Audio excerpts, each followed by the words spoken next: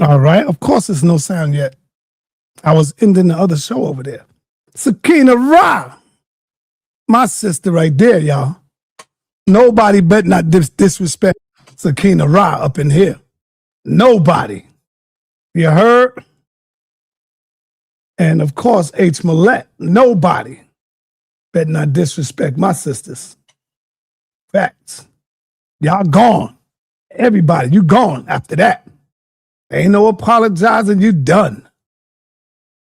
Because these sisters here, they show me too much love and support for me to allow Negroes to come and be disrespectful to H. Millette or Sister Sakina Ra. And I want to let y'all know, Sakina Ra and H. Millette, we're going to have a real good show. Let me see. Let me show it. Let me get it. It's coming up on Sunday.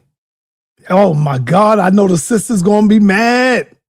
But the only reason why they're going to be mad, because you know the saying. You know how that saying goes. If the rock hits you, you know how that saying goes. This sister right here, Angela Moulton, it's your fault. She's holding women accountable. Oh my God, this is going to be awesome. I spoke with this sister on the phone, and the way she was going in, I said, yo, hey, Reggie. I was like, yo, she is HOK battlefield ready. Ready for the smoke. She was telling me how mad sisters would come at her. That's because she's telling the truth.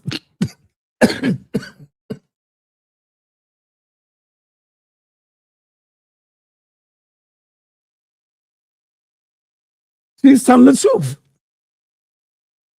Her book is called It's Your Fault.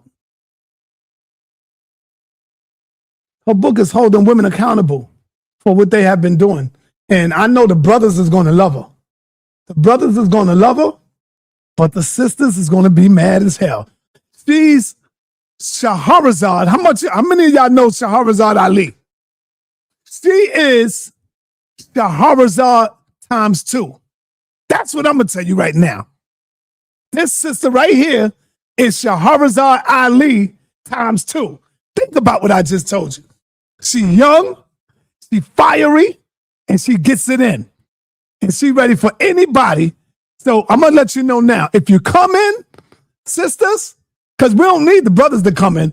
If you sisters come in and try to challenge her, all I'm going to say is I feel sorry for you. That's all I'm going to tell you. I feel sorry for you. So stay in the chat room and run your damn mouth. If you ain't ready for that smoke, do not come in the building. And this is going down Sunday. It's going down Sunday, baby. Yeah, Sunday. So don't say I didn't warn you.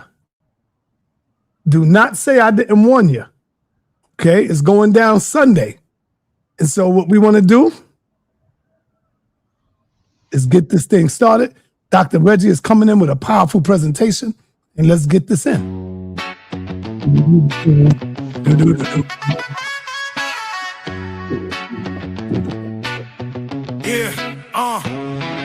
The HOK is the toughest environment, and or at your own risk is the toughest environment. The HOK is the toughest environment. Yeah, stay strong, don't cry. It's the toughest environment. Yeah. No handouts here. You have to earn your respect. And when you do, you make they ass regret. They call it the toughest, and the title is earned from the bridges we crossed and the lessons we learned. In a cold-blooded kingdom, a concrete cage. Muslim, Christian, Israelites step on the stage. I dare you. I dare you. I dare you. I dare you.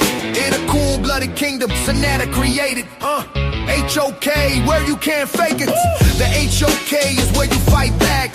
No room for error, no window attack. It's a masterclass, how you handle the heat. Where the pedigree is written on the concrete streets. Toughest environment, yeah. You know what, man? What makes me like my music good is because, let me tell you, Dr. Reggie, yes, it's AI. We all know that. But it's sa.neter's lyrics, though. And see, I'm not a rapper. And that's why it will take me hours just to write that. Hours just to write that. I'll erase it. Cynthia be right here saying, damn, what are you doing? I said, I got to get this right. So I cross it out. I'm going to show y'all my paperwork soon in my book. And so that's what make me say, damn, I like this shit right here. You know, this is my hobby now. This is another one of my hobbies. Let's go. And then I got to find the beat that I want. And I say, all right, this the one. Because I went through like damn near 10 of them. And I said, this the one right here. And it went right with the shit.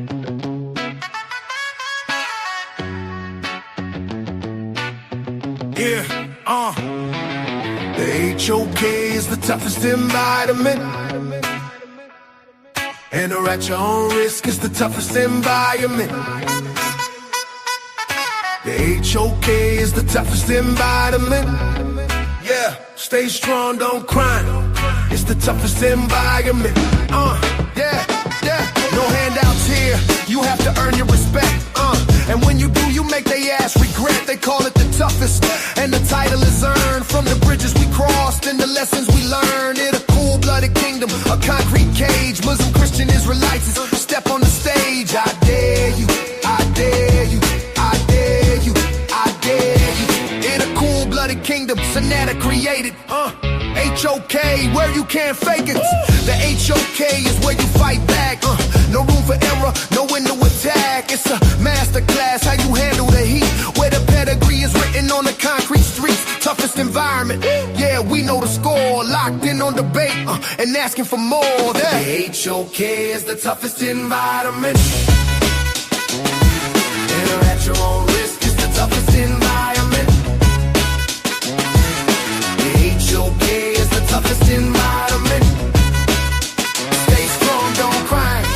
It's the toughest environment.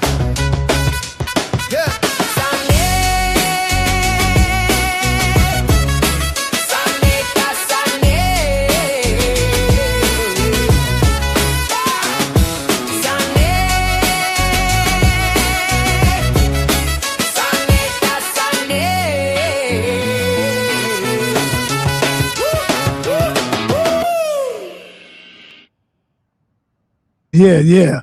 And Reggie, right now I'm in the lab, not now, but I'm also working on the reggae salad. I gotta hit the reggae. You know what I'm saying? I'm working on the reggae now. And I gotta keep going over it and over it.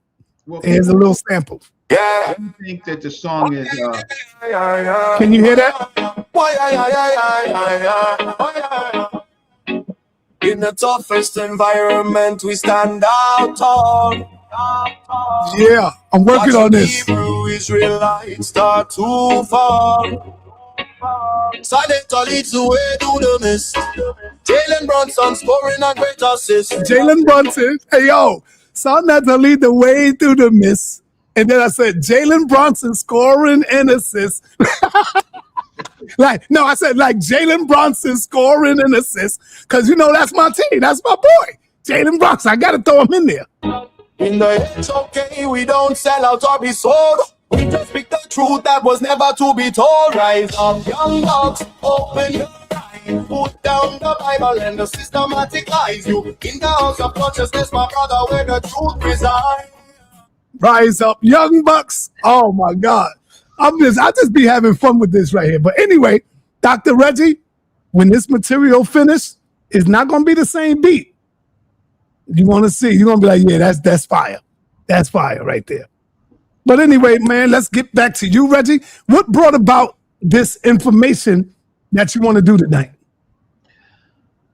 The reparations movement, and analyzing the reparations movement, what we find is that a lot of our talking points in reparations, we find that the European has had a answer for it. Yeah, but what does Contra wars and Narco resources seizures have to do with the reparations? Okay, so this is a novel approach to reparations. All right. Slavery devastated our community in Africa. Enslavement in America devastated us as a people and a population robbing us of our language, our names, our concepts of afterlife and ancestor worship. Enslavement here did that. Enslavement here broke us. Um, then we had after that we had the Jim Crow era that stole our property from us, uh, robbed our inheritance of the what we worked for after slavery, after Reconstruction, right? Any gains that we had in Reconstruction, Jim Crow took it away. Um, then we have the civil rights movement still devastated. The new Jim Crow, which we are currently in. At every stage, we've been devastated, and in every stage, the European has an answer for uh, time borrowing our defenses, robbing us of our connection to our ancestors. The Posner case said a crime to your ancestor is not a crime to you. That's in federal law, right? Whether people get upset. So then we have a whole new population of people who don't even identify with enslavement. They don't identify with Jim Crow. They don't identify with the Reconstruction. They just do talking points because they have no knowledge of what actually happened. What do we have that's actionable? Well, we have something that's called harm-based reparations. So the answer to your question about Contra wars is that after the Tuskegee experiment and all those type of things that happened in the 1980s, America involved themselves in Latin America, and they used the proceeds in Latin America in the 80s, right, to traffic those narcotics into our communities, right? Now, so this is after the civil rights movement and all of that in the 1980s. So most of us are very aware of the 1980s. Some of the people here were just being born in the 1980s, but people like my sa.neter, myself, and Suntan, and a lot of the people who come on, we're very clear about the 80s. So in the 80s, drugs was easily accessible. It was coming from these foreign, these Latin American countries into our communities. And they figured out that from cocaine to crack cocaine would be something that we would gravitate to, even though previously it was heroin. But the cocaine trade outmatched. It was much more faster, addictive. You could hide it, right? So between cocaine first becoming a recreational drug, and then cocaine being crack cocaine, which is a highly addictive drug, in the 1980s, we were destroyed. Today, which you're going to see a little video that I'm going to show prior. Well, today, the United States now has created a straw victim, a victim that doesn't exist. They're saying that they are seizing billions and billions of dollars on the high seas to protect America from drugs. Protect America from drugs? Wait, you hadn't forgot. You think that we have forgotten about Ali North, right? And what you did to lots of young black people like Freeway Rick Ross, the real Rick Ross, right? Engaging us in our communities into this trafficking and then criminalizing us, and then criminalizing them, those that were trafficking, and criminalizing all levels, and having us destroy our community. America thinks that we forgot about that. And you know what? There's a lot of people who distance themselves from that memory because it was so devastating, because some of our parents were involved in that, right? And some of us here on this platform was involved in that. So we were devastated from the 1980s to this particular period right here, 2025. But the United States has the audacity now to grab billions of dollars, claiming that they're protecting America from narco states, snatching up oil reserves, right? And then where does this money go? It doesn't go to the victims, because the victims, they've created imaginary victims, family. They said, we're going to protect the American public from these drugs that are devastating America. Well, who are the victims? The victims are largely Black and Latino in inner cities, and now poor whites in the inner cities. Those are the victims, right? Cocaine, right? Still heroin, and new drugs like fentanyl, right? Those are the victims. But as America has it, they grab billions and billions of dollars of oil and they put it in slush funds, right? And don't compensate the victims that they destroyed in the 1980s up until now. For me, this is a great case of reparations because it challenges something recent that we could deal with instead of going so far in the past. So I want you to watch this video I'm going to put on, and then I want to let's talk about law and all these other type of situations. And I want you to put your thinking caps on. Now, let me just say something and I'll be very clear. You have a group called the FBA talking about reparations. No plan, no thinking, going back to people that weren't even in the United States, right? Wasn't part of the United States. But and so we kind of framing Black American history or African American history, right? Reframing them without any plan, without any historical facts. They're historical midgets. Then you have groups of people who say we were always here, right? We're not the Africans. Fine. That's what you say. But like Apostle, when you ask them the question, who specifically are you talking about? It goes to ghost people. I don't have to answer that question. We just know it was. Well, in law, that's not plausible.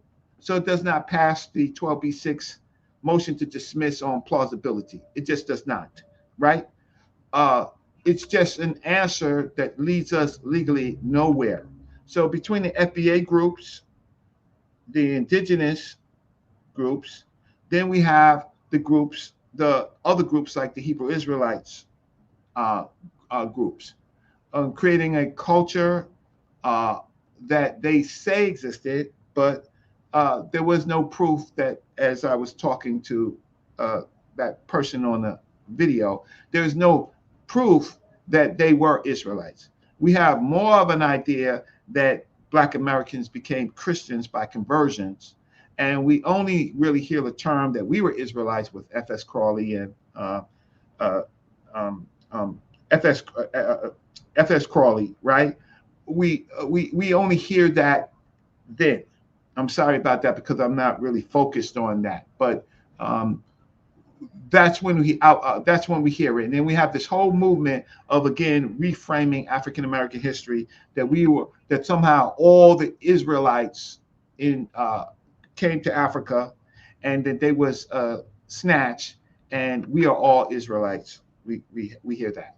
Okay, none of this deals with the issue of really reparations, because they don't have a reparations plan. But Christian groups and Hebrew Israelites, they do feed the poor.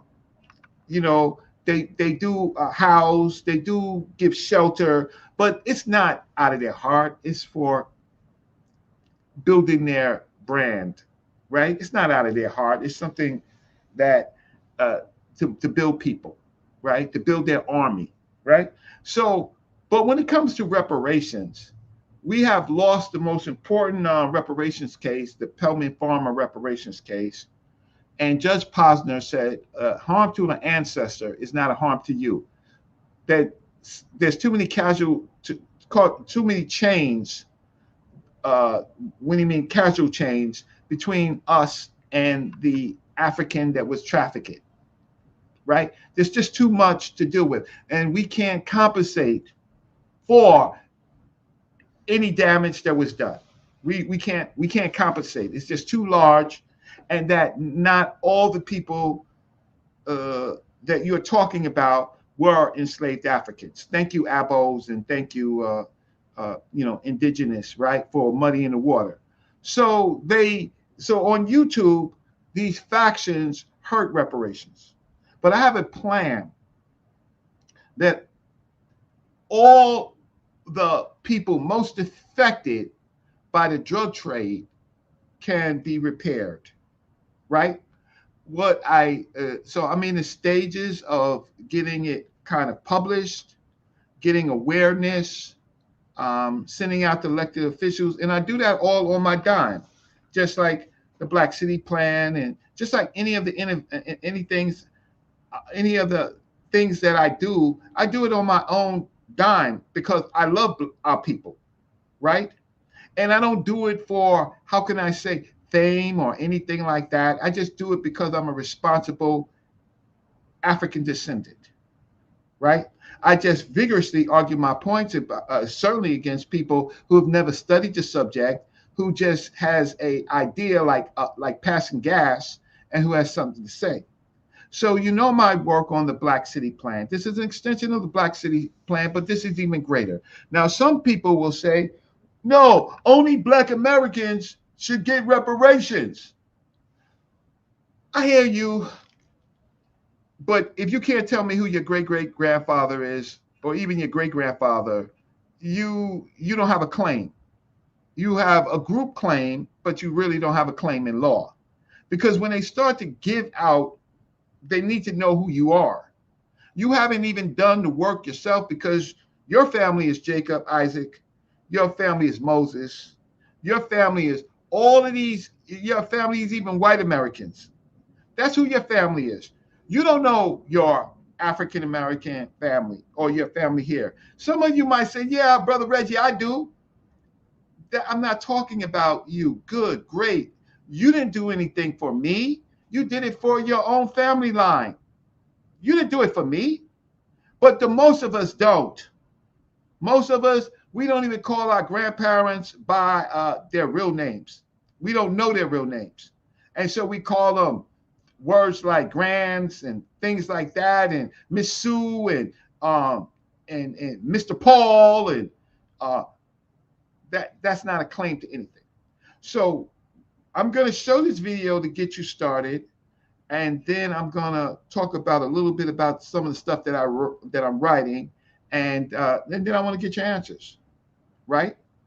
I want to get your answers. Some of you are so focused on your identity with cults and groups and stuff like that, you're not going to be able to hear it. Some of the people have been Moors forever. They're not going to hear what I have to say, because they're only responsible of growing their population of Moors. We did something. Some of the groups who, like Abos, they're not interested in this because they don't analyze it that way, right? They laws out there, right?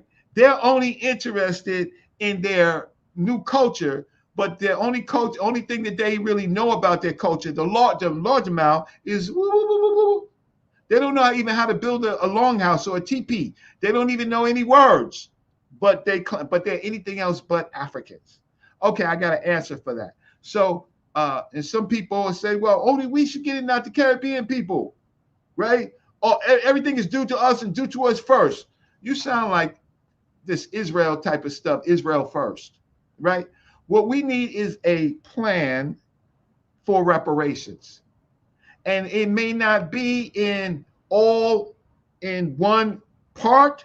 It could be many parts, because our enslavement, our disenfranchisement, all of that was in many parts. So to compact many parts of oppression, you have to have many parts of resistance and reparative thinking. So here is my quick presentation. And then with that, I'll be able to look in the chat and see what people have to say.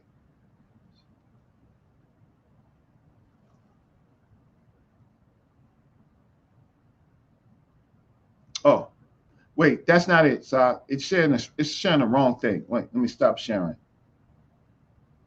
Okay, I don't know why it's sharing the wrong thing. Stop sharing. Told you what to share. Let's do it again. Sorry again. Do it again. Here you go. Share screen. Okay, that's why it jumped off. Thank you. Thank you. Bring it back. Thank you. There it goes. So here we go.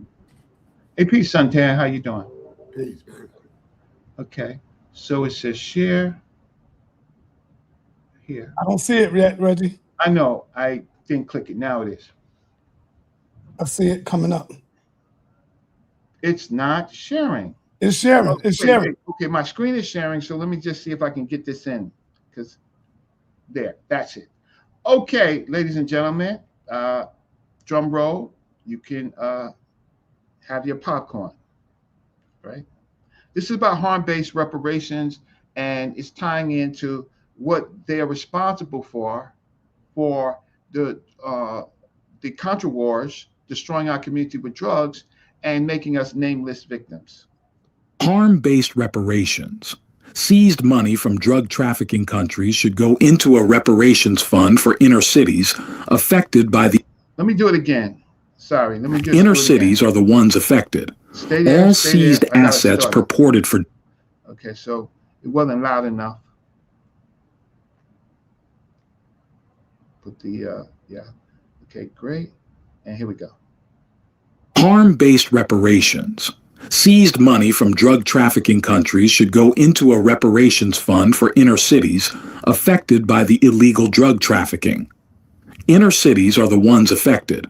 All seized assets purported for drug trafficking should go to those who the government uses to mandate these actions, not to government slush funds. If the government uses drug trafficking as its mandate, then it should use the monies to cure the harm. We must write and call our legislatures to demand that our communities be cured by setting up a drug reparations fund. Otherwise, the proceeds are ill-gotten engorgement using those most affected as strawmen. Elected officials representing hard-hit New York City, Newark, Baltimore, Philadelphia, and other drug-impacted inner cities. Turn Venezuelan narco oil seizures and other Latin American drug seizures into reparations for communities flooded by illegal drugs. To the honorable members of the New York City Council, New York State Legislature, Newark City Council, Baltimore City Council, Philadelphia City Council, state legislatures, and other officials representing hard-hit communities. New York City, Newark, Baltimore, Philadelphia, and similar low-income, heavily policed communities have lived for decades with the consequences of cocaine and other illegal drugs routed through Latin America into urban streets. These neighborhoods have absorbed overdose deaths, drug-related shootings, family separations, and mass criminalization, while the financial flows tied to that trade have largely moved to hidden slush funds like the Contra wars. The Contra wars of the 1980s devastated our community in multiple ways. To destabilize governments in Latin America, the U.S. promoted drug manufacturing and then allowed the import of these drugs into inner cities to destabilize largely black neighborhoods and benefited from the proceeds and created mass incarcerations. This was a multi-level strategy that devastated black and brown communities. We have this as a record to now ask for reparations to these inner cities. The federal government is now justifying the seizure of Venezuelan state-linked assets, including oil and oil-derived revenues, on the theory that Venezuela's leadership used those resources to facilitate and finance large-scale cocaine trafficking destined for the United States. In effect, Venezuelan oil and related assets are being treated as drug proceeds, whose seizure is said to protect communities from the harms of cocaine and associated violence. If Venezuelan oil and other state assets are being taken in the name of protecting communities like New York City, Newark, Baltimore, Philadelphia, Chicago, Detroit, Cleveland, St. Louis, Milwaukee, Atlanta, New Orleans, Houston, Dallas, Los Angeles, Oakland, San Francisco, San Diego, Miami, Orlando, Tampa, Jacksonville, Charlotte, Raleigh-Durham, Richmond, Pittsburgh, Cincinnati, Columbus, Indianapolis, Memphis, Birmingham, Jackson, and similar areas, then residents of these places have a direct, compelling claim to those proceeds. The same logic that allows prosecutors to describe Venezuelan oil as part of a transnational narcotics enterprise should also compel policymakers to treat any resulting forfeitures as reparations funds for the communities that have endured the brunt of that enterprise on U.S. soil. Thousands of residents from these cities serve in the military, in federal and state law enforcement, and in other roles that support the operations and foreign policy choices underpinning these seizures, often at real personal risk to themselves and their families. Yet the neighborhoods they come from, those same drug-impacted blocks in the Bronx, Harlem, Brooklyn, Queens, Staten Island, Newark South and West Wards, West and East Baltimore, North and West Philadelphia, South Side Chicago, Detroit's East Side, and many others, do not see tangible benefits when the government celebrates major seizures of foreign narco assets. It is indefensible that legally confiscated resources obtained in the name of protecting these communities are diverted into distant accounts that function like government slush funds for jurisdictions that never have to send their people into hostile situations and whose neighborhoods are largely insulated from the trafficking the government invokes. Federal law channels forfeited property into a dedicated fund and allows its use for community-based treatment, prevention, housing, and job skills programs, as well as transfers to state and local governments. Through federal sharing mechanisms, agencies in New York City, Newark, Baltimore, Philadelphia, and similar jurisdictions should receive a substantial portion of any Mexican, Colombia, Venezuelan-linked forfeiture proceeds. City councils, mayors, and state legislators now have a critical opening to insist that any such funds be treated as reparations for the neighborhoods most affected by drugs, rather than as discretionary revenue for law enforcement budgets. To do this, we urge you to enact coordinated drug harm reparations acts in these cities and states, with explicit reference to narco asset seizures, including the creation of segregated drug harm reparations funds in each jurisdiction, into which all drug-related forfeiture proceeds, including any portion derived from narco resources or other narco-linked seizures, must be deposited. Designation of drug impact zones in each city, for example, the Bronx, parts of Brooklyn and Queens, Newark South and West Wards, West and East Baltimore, North and West Philadelphia, and similarly burdened neighborhoods in other listed cities, based on overdose, drug arrest, and drug-related violence data. A binding requirement that at least 65% of net drug-related forfeiture proceeds be spent exclusively on reparative investments in these drug impact zones, treatment, housing stabilization, economic development, legal relief, and youth and violence interruption programs, rather than law enforcement infrastructure. Explicit prohibitions on the use of such funds for militarized equipment, surveillance tools, or routine operating costs, recognizing that these resources are reparations for residents harmed by the very trade that justified the seizures. Community reparations boards in each city, with majority representation from residents of drug impact zones and local organizations, empowered to hold neighborhood hearings and design multi-year plans that translate foreign narco asset seizures into local clinics, housing, jobs, record-clearing projects, and youth programs. Without such action, cities like New York, Newark, Baltimore, and Philadelphia risk repeating a familiar pattern. Communities here suffer the violence, addiction, and mass arrests associated with international drug networks, while the financial and political rewards of dramatic foreign seizures accrue to distant institutions. with legislation that explicitly addresses narco oil, narco mineral forfeitures across these jurisdictions, you can ensure that the communities most impacted by drugs finally see those foreign operations translated into local repair. Residents in these neighborhoods do not need another headline about a foreign strongman or a tanker full of seized oil. They need the clinic on their block, the subsidized apartment, the job slot for someone coming home from prison, the lawyer to clear decades-old drug records, and the credible messenger program to keep their children out of the same cycle. Redirecting Venezuelan-linked forfeiture proceeds into transparent, community-controlled reparations funds in New York City, Newark, Baltimore, Philadelphia, and similarly affected cities is a concrete step toward that reality. We urge you to introduce and champion such legislation now, while the drug seizures are fresh in public debate, so that drug-impacted communities across these cities are not once again written out of the story when the money moves. Okay, great.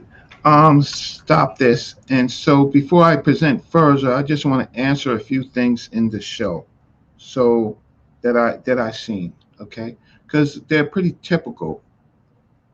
Okay, so first of all, I'm not condemning Venezuela totally, but there are Venezuela has had a drug trafficking. How can I say drug trafficking experience? I just say the experience. I live in New York City. I see the Venezuelan gang members. A state can benefit from citizens engaged indirectly, right? But even that is not the point. Same thing with Mexico. Not condemning Mexico per se, but they benefit. Colombia, how can I say, indicting Colombia, but Colombia has benefited from the drug trade. America, United States, has benefited from the drug trade by their actors. When materials get seized under allegations, that's one thing. But I don't see, of the billions of dollars of oil and monies that have been seized in the name of our people, right? The victims, the people of the United States, I don't see any of that money coming directly to those people that the United States government is saying that they're seizing these resources for. So some of the real smart people in the chat, and I'm saying this sarcastically because they're not really smart, right, at all. The monies that have been seized, the billions of dollars that have been seized, where's that money? Where's that money? So I'm creating a way in which to say, if you're going to use imaginary victims, well, there are no imaginary victims in our inner cities. You're just not going to say you're going to just protect America and then turn around and use that money that you got to further oppress us. So you smart people, and I'm not saying that you're smart, right? I'm saying that the money, the resources have already been seized. So in your smart heads, what does that mean? The money's already been seized, and it's going to be continuously seized. And the fact of the matter is, whatever America does to these South American countries, whose economy benefits partly on lots of trafficking, human trafficking, drug trafficking, right? Lots of resource tracking, right? So you and your smart brains thinks that they're innocent. I ain't see no Venezuelan, Mexicans, Colombians care about my people here in the United States. But what I do see is that they do manufacture, they do transport, or their citizens do.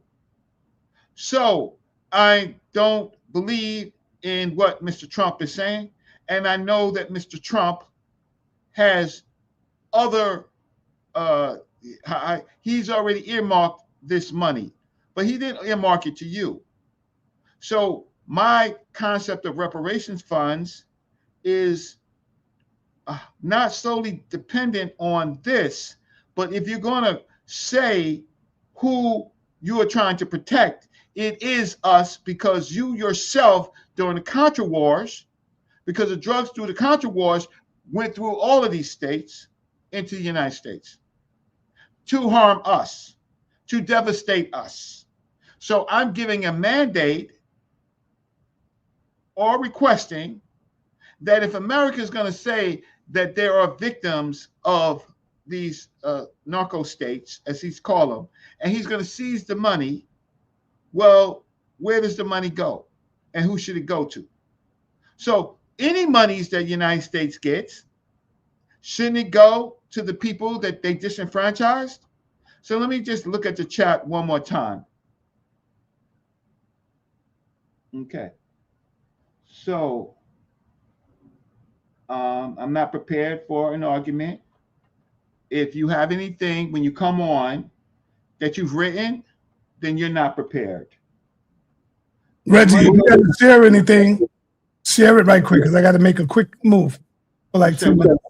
I said, if you're going to share something, share it right now. So I can share it. I'm going to be gone for like 10 minutes. Yeah, okay, so let me just do that so you can do that. All right. So thank you for letting me know. Let me bring this up so that I can control it. Okay. All right, so it's up. Let me just share it. Thank you, sa.neter, for letting me know. Okay. Entire screen. Here you go. Okay. Okay. There you go. All right, so let me just read some more of these comments.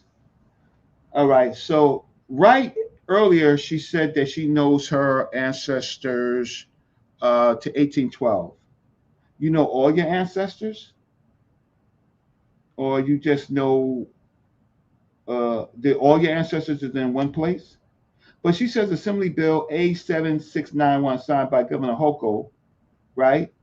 Legislative session established the New York State Community Commissions on Reparations Remedies. Right. I know that. You know how I know that? Because I attended the hearings. You also know how I know that? Right? Is because I submitted my paper on harm-based reparations to them. That's how I know. So, but you're right about that. Now, then Dora, reparations aren't going to happen. They stole everything. The only way you get it back is taking it. That's how power works. Then Dora, please put in chat what organization that you are in, that you're involved in, right? I've spent 40 years learning my craft in Black studies and beyond, right? If you're a leader of an organization, I probably would have met you. I've met most of what you call so-called Black leaders that actually do the work, right? If you have an organization that you're part of, you let me know. I appreciate that. I know many members of the Nation of Islam. I know many members of the Black Panther Party, the original ones. I know several members of the Black Liberation Army. I know several of them, right? I know many people around El-Hajj Malik El-Shabazz, Malcolm X, his organization Afro-American Unity, right? I think when I walk the streets of Harlem, I think people know me. I think elected officials, some of them know me, right? Have come across me, including Mandami, the mayor of New York, right? So I hear you, but I am a real live activist. How will they return the whole of America? I don't understand that. Do you think reparations will take away the hate Black towards American slavery? No, that's not the point. right? Return, they took it, so you got to take it back. That's fine. You seem to have your fist up in the air. I got that. That's a good thing, but you're part of an organization, right? So let me see what else. Venezuela has nothing to do with drugs. How do you know? How do you know? You just reading the headlines, right? Well, it's interesting that they snatch a whole president uh, during that situation. Very few people get killed. It seems that the America told them that they was coming. They did not fight back. Interesting, right? I'm not saying that what America did was legal. I'm not saying that. I'm not saying that. But I know what America has done to black folks has been highly illegal. I can't worry about other groups of people when I know that there is a network in Latin America, and one of their resources that they traffic to the United States is narcotics in a whole, not all of them. And at the same time, what I'm saying is these resources have already been snatched. These resources have already been earmarked. So you're going to say, Brother Reggie, well, you're on the side of the capitalists. No, I'm not on the side of capitalists. What I'm doing is saying to a mandate, if you say it's on behalf of the American people, right, then name the people that's on behalf for and compensate them. Why? Because you're using black soldiers. You're using even Aboriginal soldiers, if you like that. You're using African Caribbeans or African immigrant soldiers. You're using lots of people that come from inner cities. You're using white Americans, right? Whose some of their communities are devastated by fentanyl, right? Because America doesn't want them. America doesn't need them. I'm asking for a reparations fund, and part of it should be illegal, ill-gotten gains, or if they call it legal, then it should go into our reparations funds in our inner cities. We don't have reparations funds in our cities, right? So we're behind the process. So some of you, all you're doing is just being angry, upset, but you have no plans. You don't even think about these things. But when I see the headlines and they're saying they're doing it for the American people, I'm like, oh, you are? So let's talk about the Contra wars. If anybody in the chat knows about the Contra wars in Ali North, press 1. Let me see what other people have to say about this. Okay. And again, you're smart. I don't think that you are. You got some criticisms. Fine. You show me what you've ever written that someone has ever published, right? Or first, just anything that you have written on it. And then second, if it was even published, that it does matter. Okay. So these cities ain't close to Mexico or Colombia, Texas and Florida deserve everything. Reggie tripping. I'm struggling to understand what you're talking about. Close? What does close mean? See, you don't live in New York, so you don't know about the trafficking in New York. You have no idea. You don't understand the go-betweens, the groups of people. You don't understand the confederations. You don't understand the network, right? What you understand is what you do day to day, right? Show me something that is published that disagrees with what I'm saying, right? All I'm doing is giving you another way into which to look at things that are happening now, not to wait to 100 years, but to analyze it and to say that these people in the United States, our people, have been devastated by the drug crimes, but the United States has been seizing things based on drugs, but it doesn't go to us. That's right, Sakina Ra. It's part of the Black City Plan or any city plan. That's what I'm talking about.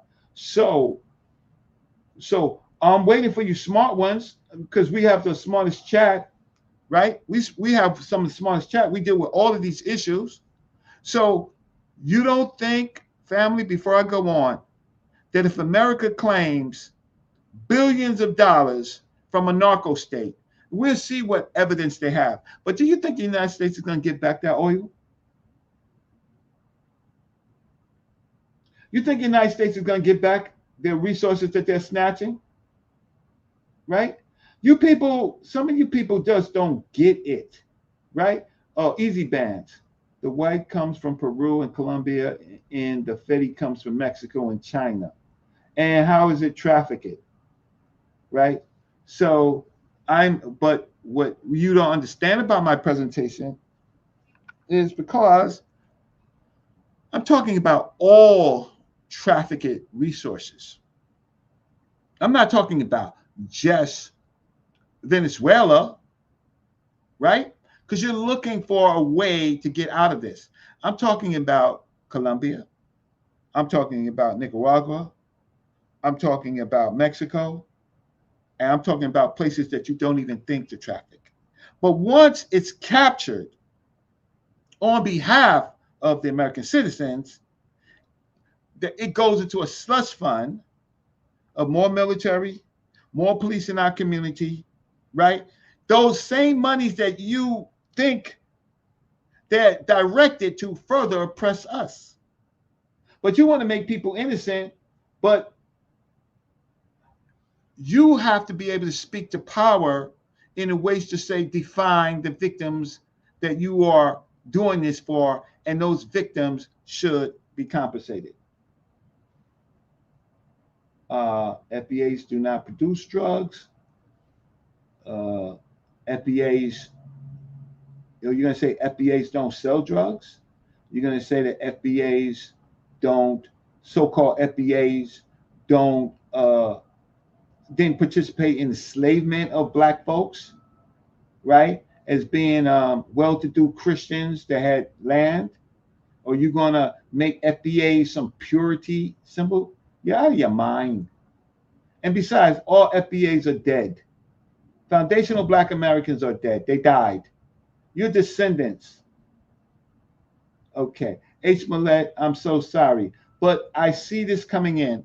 So let's, I'm gonna move back. I'm gonna move back, right? But I have to address them. I have to address some of the stuff. So let's talk about a perfect case for reparations, equal protection clause violations, and the mandate for narco seizure funds in inner cities. The United States government has sustained a deliberate, documented, and generational assault on African American communities through a nexus of Cold War, covert operations, federal drug policy, and civil asset forfeitures mechanisms that operate without meaningful remediation. The Contra wars of the 1980s opened cocaine trafficking pipelines into Black urban neighborhoods. Federal sentencing policy and law enforcement concentrated punishment there. And now federal and state governments routinely seize billions of dollars annually in proceeds from drug enforcement. Assets that flow directly into law enforcement budgets by the communities devastated by drug trafficking and the war on drugs receive no restitution. So now I get a chance to broaden it, right? Because the United States confiscates, even in America, billions of dollars for drugs, drugs in America. And that means from even our own that participate in houses and cars and yachts, right? Where does that money go? Where does the money go?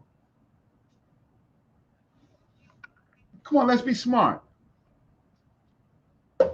Where it goes is to do it all over again and to continue the war on our people.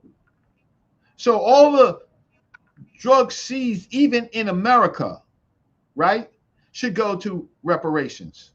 Let me see you smart people in the chat on that. The pattern violates the Equal Protection Clause of the 14th Amendment, the Due Process guarantees of the Fifth Amendment and the fundamental principles of remedial justice. This paper argues that a cure is mandatory. The federal government must establish Narco Seizure Reparations Fund, whereby a substantial portion of all drug-related asset forfeitures, both criminal and civil, are constitutionally earmarked by statute to community reinvestment, restorative services, and economic development in inner cities, most harmed by both drug trafficking and enforcement. The legal foundation is clear. The moral case is overwhelming. The data is undisputed. What remains is political will, and for some of you to read a book. Okay, let me see what else they say. Okay, nothing else that I want to talk.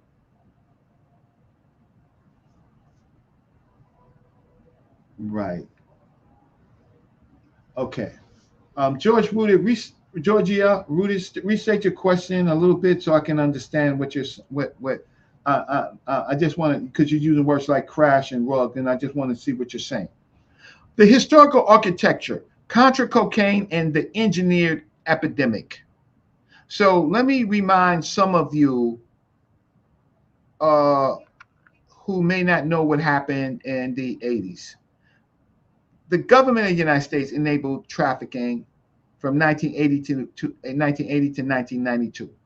During the Reagan administration, covert wars against Nicaragua, Sandinista government, senior U.S. officials, including National Security Council aide Oliver North, orchestrated a clandestine supply network to arm and fund the Nicaraguan Contras. This operation created a permissive environment for cocaine trafficking by Contra allied operatives and their Nicaraguan associates. So this is when a pipeline was established, right? Nicaraguan cocaine smugglers Oscar Daniel Blandon and Norwin Menes operated embedded in an anti-Sandinista government, moved multi-ton quantities of cocaine of cocaine in the United States.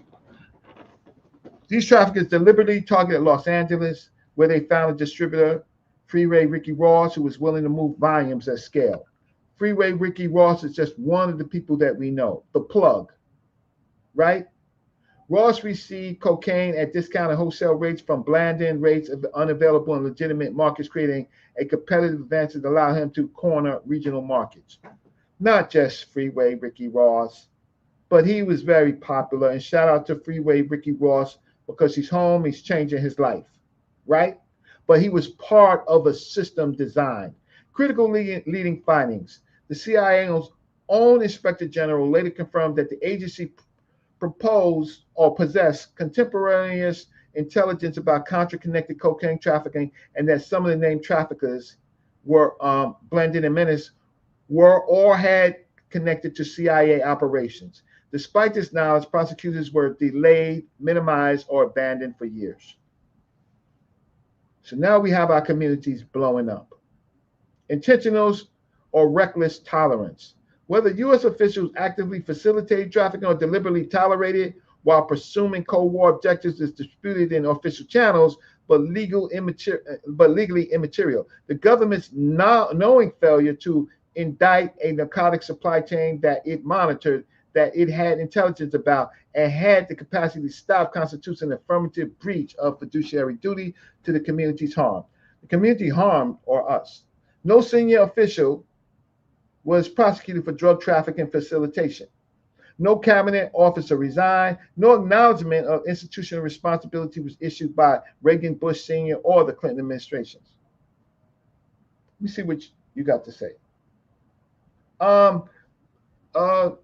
If anybody says anything negative about me, right, about my personal, my delivery or anything like that while I'm reading something that I wrote that them, their mother, their father, their grandparent, their great-grandparents could not write, can you just please give them a warning, and if they persist, time them out, right?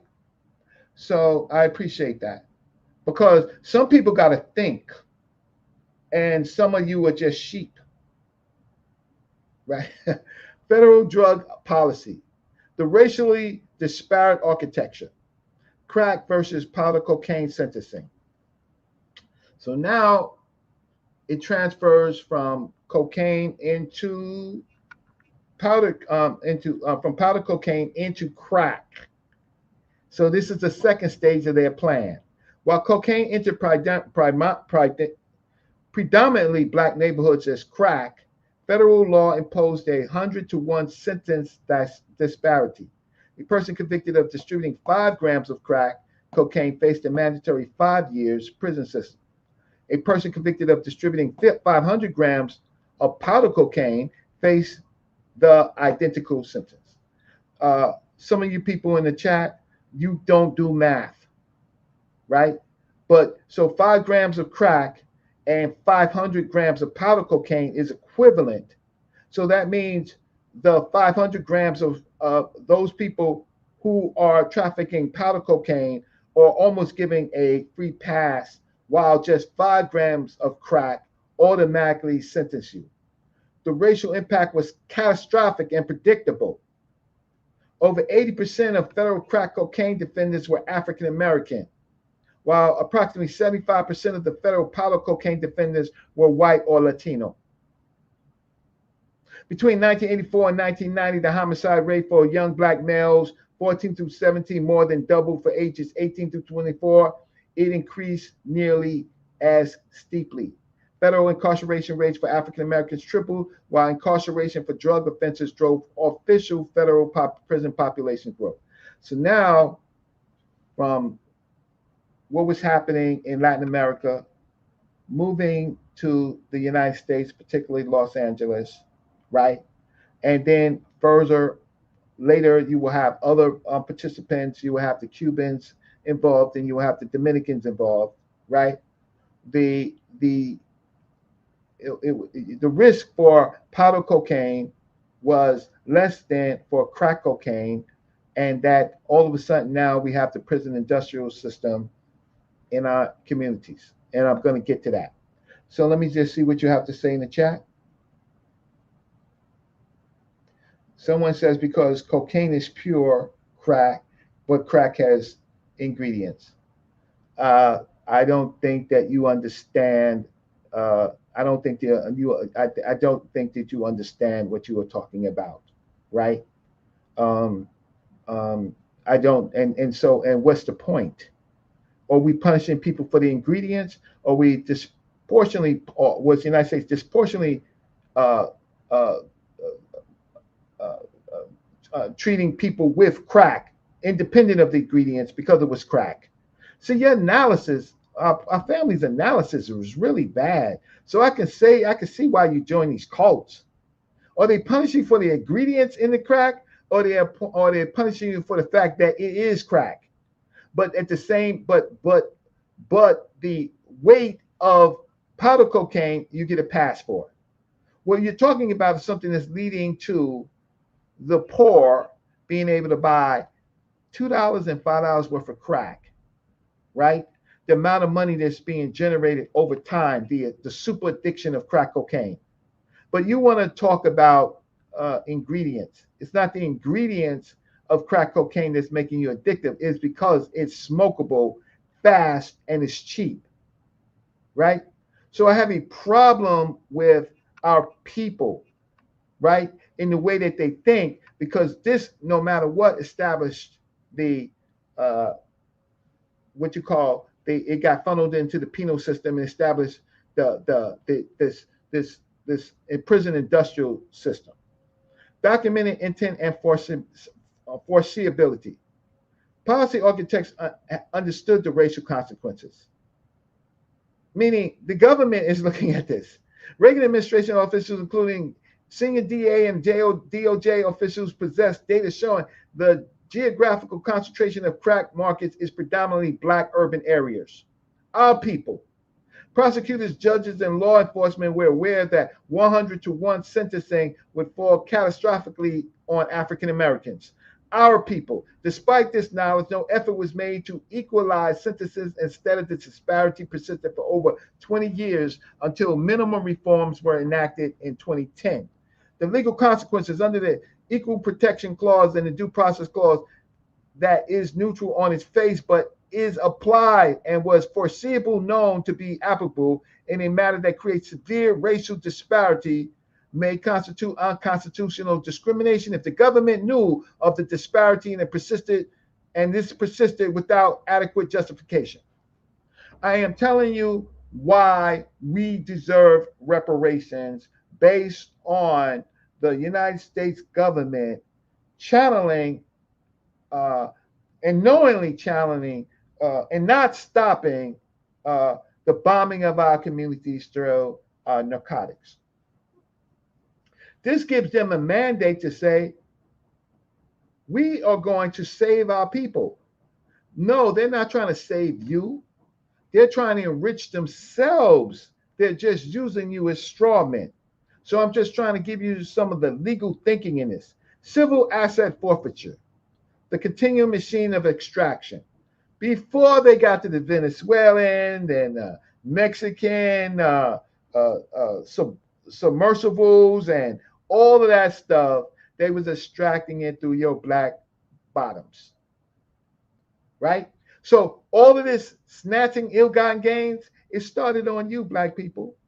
Civil asset forfeiture is a legal fiction, right? It treats property itself as if it were guilty of a crime, allowing government to seize and permanently keep assets, cash, vehicles, homes, businesses, equipment, before requiring the owner to be convicted of anything, or in some cases, even charged. Some of you try to walk on a plane, try to go to New York to Atlanta with $10,000. Try to go to New York to Atlanta with $10,000 in your pocket, in your bag. There's a high chance that your $10,000 will be snatched without claiming that you are anything, because the system has already been established a long time ago. The Federal Assets Forfeiture Fund collected approximately $1.93 billion annually over the past decade, 10-year average. That's until recently. Now, because of the oil captures, it's more than tenfold. In fiscal year 2024, over 4,100 separate asset seizures involving illegal drugs or contraband were recorded. That's in the United States. Between 80% and 86% of these seizures occur with no explicit permission from courts or after seizures, incidents to arrest. Many involve admissions or criminal activity, but not at all. Civil asset forfeiture is prevalent in urban areas that's over-policed. My point is, before you even get to the high seas, they started on your black bottoms, right? The perverse incentive structure. Asset forfeiture creates a financial incentive for law enforcement to seize assets flows directly into police and DEA budgets.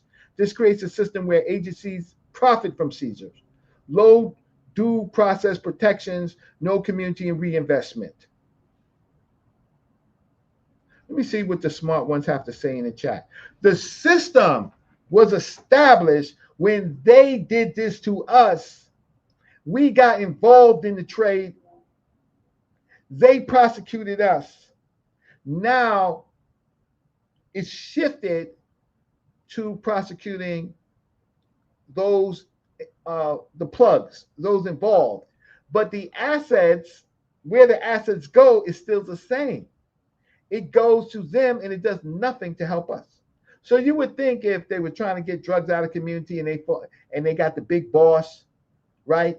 And they forfeited houses, mansions, you would think that the government then, after the forfeiture, you would think that the government then would say, okay, fine, that person is gone. This is what we got. This is the damage that they did, right? And let's reinvest it in our community, in that community. That's not what happens. The materials that seized goes to auction to people that can buy it, who are the class of people who can buy it. It does not go to you whatsoever. So I'm letting you know how you've been duped. So let me go and read the chat again.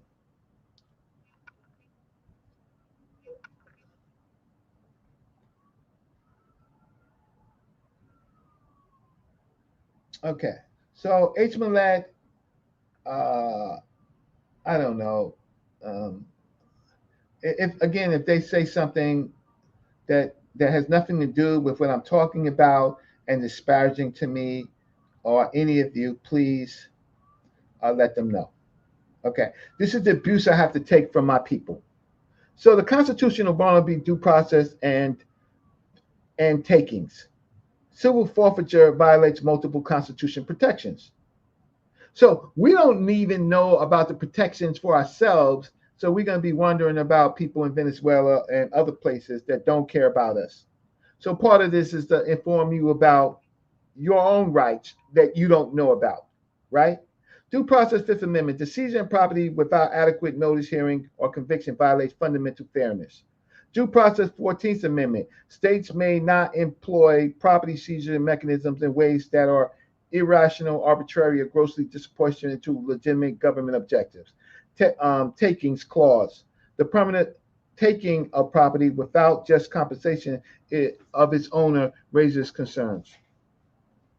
Right? So my whole point of this is to let you know that we don't even know our own rights. We haven't even fought for our own rights. I'm talking about the populace. I'm not saying that people who study policy and law have not. People like Ogletree and Johnny Cochran and some of those people, they have, in fact, some of our policymakers, Institute of the Black World, 21st Century, right? Many of our writers who are radical writers have talked about this, right? The question is you, right? So if you're caught in a federal case, you look for a federal public defender. Ultimately, you're going to take a plea because because it's an incentive for you to take a plea instead of the government fighting. But that's going to leave you anywhere between when you count the months, right? When you count the months into years, anywhere between 10, 20, and sometimes further. Now, that's what's been happening to us. And what about the bad actors in our community when their stuff is seized? Where does it go? It goes into more of the operation to get more from you. So I'm trying to lay the basis down to say that even when it's seized from our bad actors, it just goes to the government. It don't go to you. It don't repair anything, right? Do you see the 3-card Molly? Red, red, black, black. Pick the red card, not the black. Do you see the game? But if you don't know the game, you don't have a cause of action. So the Equal Protection Clause, the doctrinal framework. The Equal Protection Clause of the 14th Amendment provides no state shall deny any person within its jurisdiction the equal protection of the law. The Fifth Amendment's Due Process Clause imposes parallel constraints on federal actions. Equal protection violations require showing a discriminatory intent or a facially neutral policy applied with discriminatory effect and no adequate justification. Disparate impact on a protected class, right? A disparate impact is when on its face it seems neutral, but it has consequences. Failure to remedy despite knowledge of the disparity. Wow. Okay. Element one. So the United States have done all three. All three elements of discrimination against us have been met. Element one, intentional policy choices and disparate applications. I'm going to have to get some water. I'm not going to read that, but I'm going to leave it on the screen, right? Now, but we go into Contras and government tolerance. The government possessed intelligence about Contra-linked cocaine trafficking. True. The government failed to disrupt it. True. This failure disproportionately affected the African-American communities in which the cocaine flowed. True. Right? At the same time, America engorged itself in not only the seizure of property, but the using that money to run their infrastructure to imprison us in federal and state and city and commonwealth laws, right? Disparate impact across multiple dimensions. I'm not going to read all of this, but incarceration, sentencing, asset forfeiture, homicide rate, family disruption, economic harm.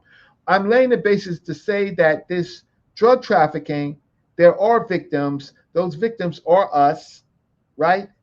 Any seizure, whether locally, nationally, or internationally, should go into repair. But what it does is it goes into this hamster wheel that continuously preys on us. So then what happens is it turns into a situation where almost worse than slavery, right? Of super disenfranchised in the modern world, right? So when I'm asking for a drug reparations fund, I'm not only asking for a drug reparations fund from what's happening on the high seas, I'm asking it for what's happening internally. Okay, so we already know there's a failure to remedy despite knowledge. We already know that, right? And I'll leave that on the screen because these are the things that part of my paper. The legal basis for a mandatory narco seizure reparations fund. Okay. No matter how, my thing is, if it's seized, where should it go? You are concerning yourself with the headlines, making groups innocent. That's for the courts. I'm into policy. If it's seized, where should it go? Answer that in the chat. If it's seized, the fact that it's seized, where should it go? Let me read the chat.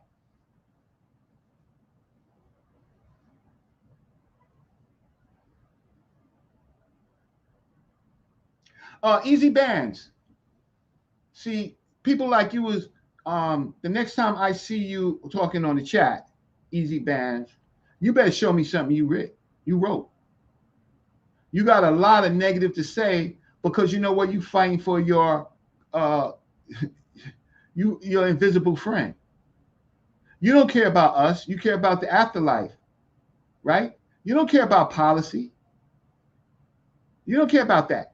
You care about coming on this channel, right, acting like you're smart, and you're talking to somebody who's pretty smart, right? I think I got a college education probably before you was born. Some of you people think that you were my age. You're not.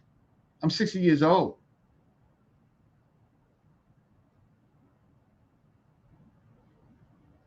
Thank you. I didn't even think about that. I do have a Cash App. Thank you, Sister H. Millette. I do, right? Thank you. If you want to support my work, support me, I would really appreciate you. And please like the video and then support the channel. So, Sakina Ra, simply, right? Clear, right? The communities most impoverished and affected. It should get to them. Easy bands, if you wasn't talking about me, I apologize. Reggie, college education had nothing to do with his wisdom. I don't know what that means. My college education has informed my wisdom. So I don't know what you mean.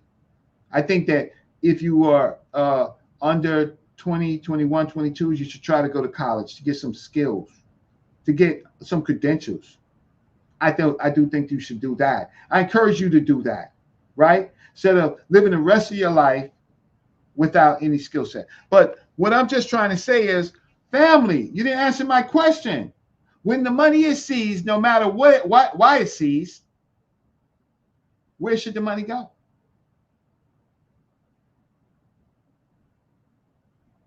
Where should it go? That's right, Twilight Zone. Where should it go? So if you don't mandate and say that the money should go to our communities that's most affected by this, then where does it go?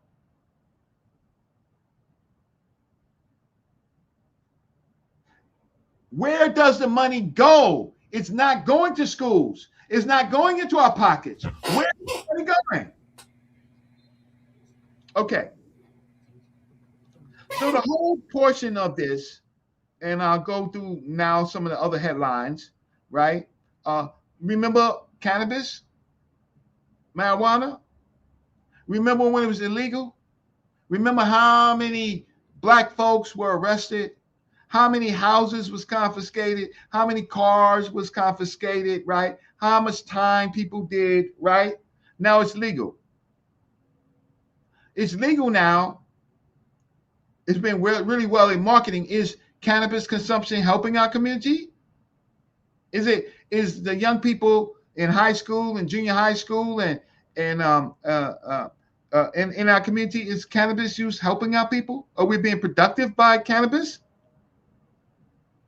Right? But we were first harmed by it. Now it's flooding into our community legally. Are we benefiting from it? But the monies that was confiscated, the lives that was lost and changed over marijuana, where did that money go? So now they've created a situation where it's legal, but the stores that sell it are their people. So they get a double benefit from it. But does it go to communities? Does it go to small business grants and loans? Does it go to worker cooperative development? Does it go to workforce training and placement? Does it go to home ownership? We are not watching the fruit. Does it go to health services? Does it go to substance abuse treatment? Does it go to harm reduction programs? No. Does it go to education institution building? No. But it's rampant in our community in New York. Man, every 20 blocks, there's a cannabis store. In the Bronx, maybe every 40 blocks, right? Right? So that's legal drug trafficking, right? So what is the United States, the federal government's obligation? Congress can enact this program through Reconstruction enforcement power, spending power, interstate commerce power, right? I'm talking about when it hits our shores, right? They could do it through state compliance. What I'm talking about is, where does the money go? Addressing constitutional objections. Interesting. This is race-based remediation. Doesn't it violate the equal protection by helping one race? No, the Constitution does not permit racial consciousness to correct documented past discrimination. No, the Constitution does not prohibit remedial race consciousness to correct documented past discrimination. The Supreme Court has upheld remedial race conscious remedies in employment law, contracting, education to remedy past discrimination by the government. The critical requirement is that the remedy is narrowly tailored to achieve a compelling interest. Right? Narco Seizure Reparations Fund satisfies this test. It directly addresses a documented massive equal protection violation spanning 40 plus years. Just 40 years, we don't have to deal with civil rights movement. We don't have to deal with Jim Crow. We don't have to deal with slavery, right? We could deal with 40 years of how this policy in the United States affected us. And my issue is all drug money that's confiscated, right? One thing is the crime. The other thing is the confiscation, the monies. Where does the money go? It's free money to them off of our benefit, off of our backs, right? Earmarking the money back into our community punishes current law enforcement for historical wrongdoings, right? It says, no, the program does not criminalize or punish anyone. It redirects proceeds from law enforcement budgets to community remediation. So I don't have to deal with that. We just want the money, right? We just want to know where the money goes, and the money should go back into our community, right? This violates the taking clause by divesting agencies of property already seized. No, seized property has never been the private property of the seizing agency. It remains government property. The question is, the government now floats the money back into private, right? For this, we have a moral and policy case, right? Intergenerational harm. All the things that we talk about with slavery, Jim Crow, Reconstruction, just in 40 years, what they did in the Contras in the 1980s, right? it produced intergenerational harm in our lifetime. The crack epidemic on the war on drugs did not end in 1905. The effects persisted through multiple generations. It directly affected individuals. Second generational harm. Children of incarcerated parents experienced poverty, trauma, reduced school completion, elevated rates of involvement with criminal justice system, disrupted families, accumulated community loss. Current harm, right? Relationship to slavery and ongoing extraction. The Narco Seizure Reparations addresses a specific measurable government-created harm that is distinct from related to the broader case for reparations and slavery. It's not replacing slavery reparations. What it's doing is giving us a window, an opportunity to create reparations funds, and then give us the ability to finance better arguments in court and within our own governments, right? So it's not replacing what our ancestors fought for. What it's doing is telling the government right now, the money that you're taking, the money that you did take, the money that you continuously take, you're taking it on behalf of what? Stopping crime, reducing drugs, stopping drug trafficking. You're taking that money for it, but where's it going? Oh, it's going into more law enforcement. No, you're not fixing the harm. And you're not fixing the harm of the 1980 Contra wars that created the pipeline. So with that said, I can this is where I get into the Narco Seizure Reparations Fund Act, what the fund is, right? But I'm gonna stop right now at this particular point, and I'm gonna open up the line. I see Suntan and sa.neter is around. I talk very quickly, Suntan. You got to do it on these shows. I didn't talk about religion except for in the very beginning, about people who are involved in things where they're waiting for God to come and crack the sky, and they have a right to their belief, but I think that they have an obligation to help our people deal with this monster that's on our back, and to understand and be able to read the news, right? So your mic is muted. sa.neter has to let people in, but right now it's just me and you. Well, I like to say this. I appreciate the presentation, Reggie, because I'm a sort of, I would call a private thinker. I'm a free thinker and a private thinker, because I think about these things, and you said in the beginning, we lived it.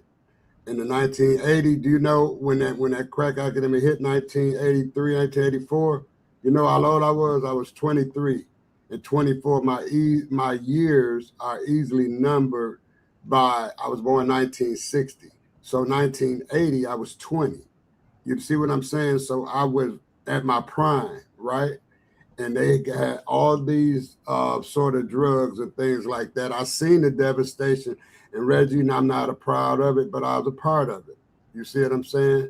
Only thing I can say is that the seizures that I have seen, and look at here, Reggie, this because you're making so much sense, and for these young people who not lived it, because a lot of them was born through it.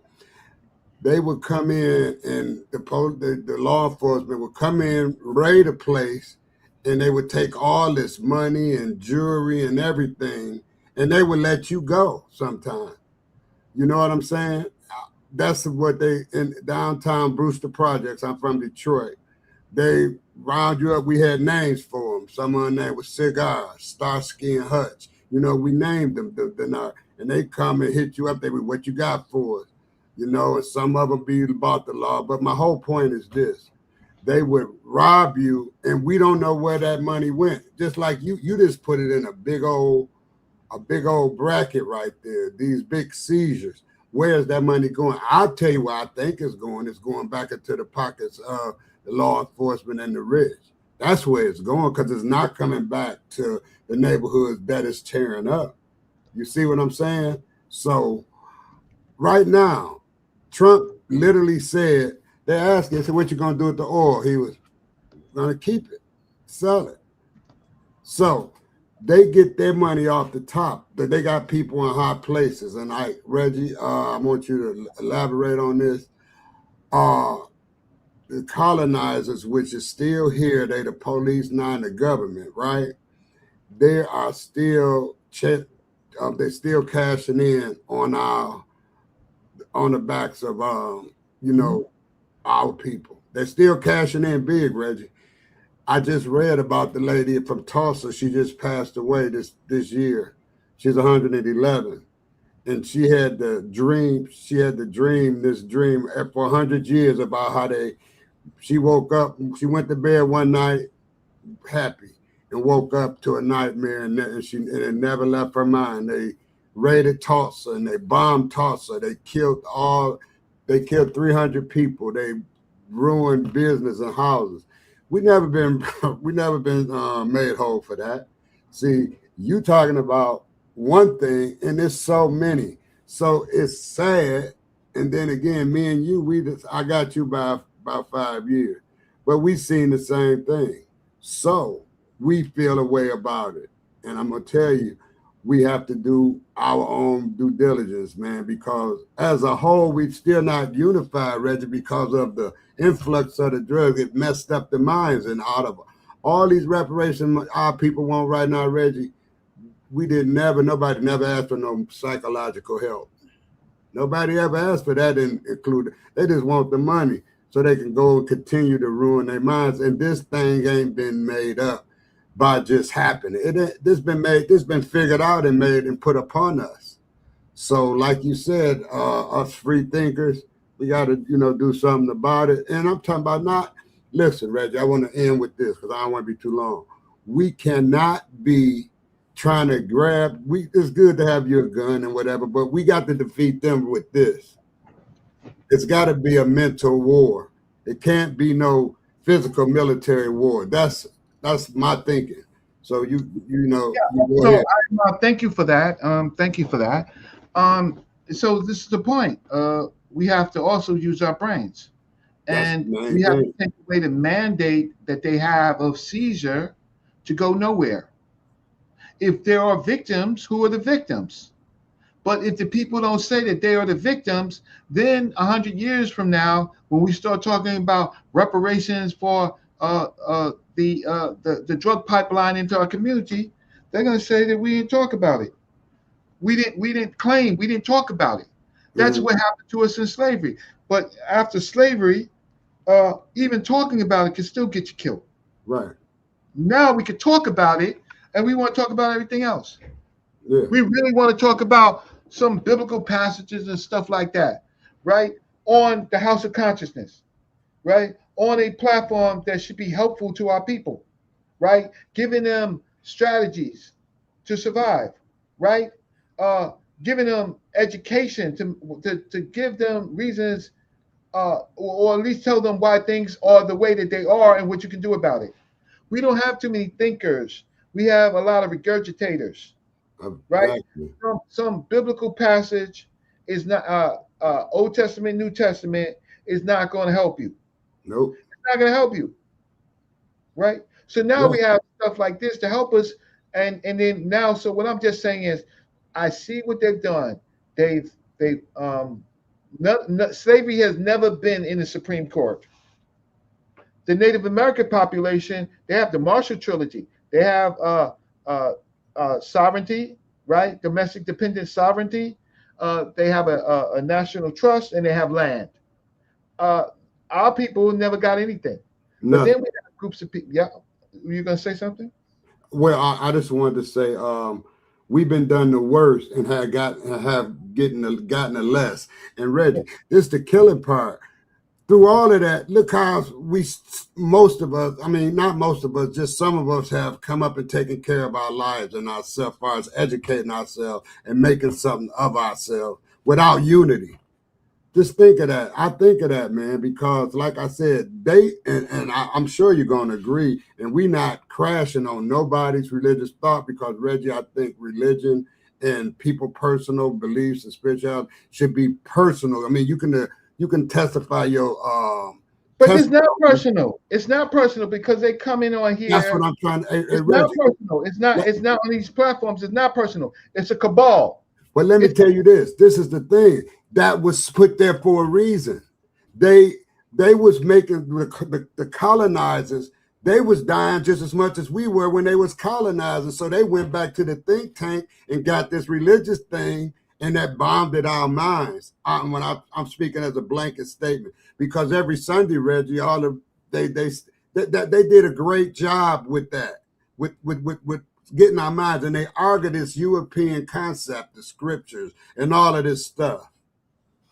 It's amazing, and and so let me just tell you how not so smart people are. So there's a whole group of people who are abos, right? Indigenous black folks, right? Right. So wait, but Native Americans do have land, enough land for all of these abos to live on. They do have a federal trust, right? They now they have casinos. They making money. All of these abos, watch this, indigenous groups of people, they don't want to go and challenge the indigenous groups for their share. But they want to remain in our communities and deny that they're Black Americans and deny the slave trade when they have somewhere to go. Now, I commend the Black Cherokees who sued the Cherokees. I respect them. And some of the Seminole, I respect them. You know what they did is they said, you got something, you got something that we got, right? You got something before we can get it, right? Now we want it. And they say, and you know what they say? They say, nah, you're not a part of us. Yeah. They say, go ahead. But they don't want to fight. They don't want to fight those groups of people. They want to come back in our communities, right, with costumes and all this stuff like that. Right. And then they live amongst us, right? Yeah. Sleep with our women, sleep with our men, right? Enjoying being us and saying, no, I'm not you.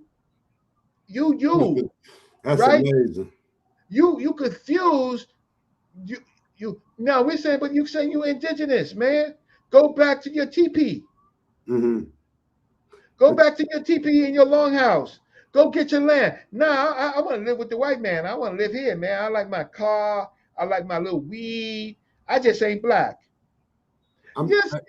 Yeah. Hey, Reggie, listen. Like Nat Turner, they always says, you get a lot of Hebrew Israelites and a lot of religious people saying that, well, Nat Turner and all of them, they was with the Bible and all this. What they did was they had that spiritual, but that gave them courage to fight back. So listen, what was the biggest, them being spiritual or them fighting back? Because here, see what I'm saying? I'm not knocking nobody's spirituality, Reggie. That's where, because they'll argue, we'll fight our own people all day with that. I'm at peace with, if that's what you believe, cool. But which can you look in the mirror and say, I did this and I want to help this and I want to do this for our people? Can you do that?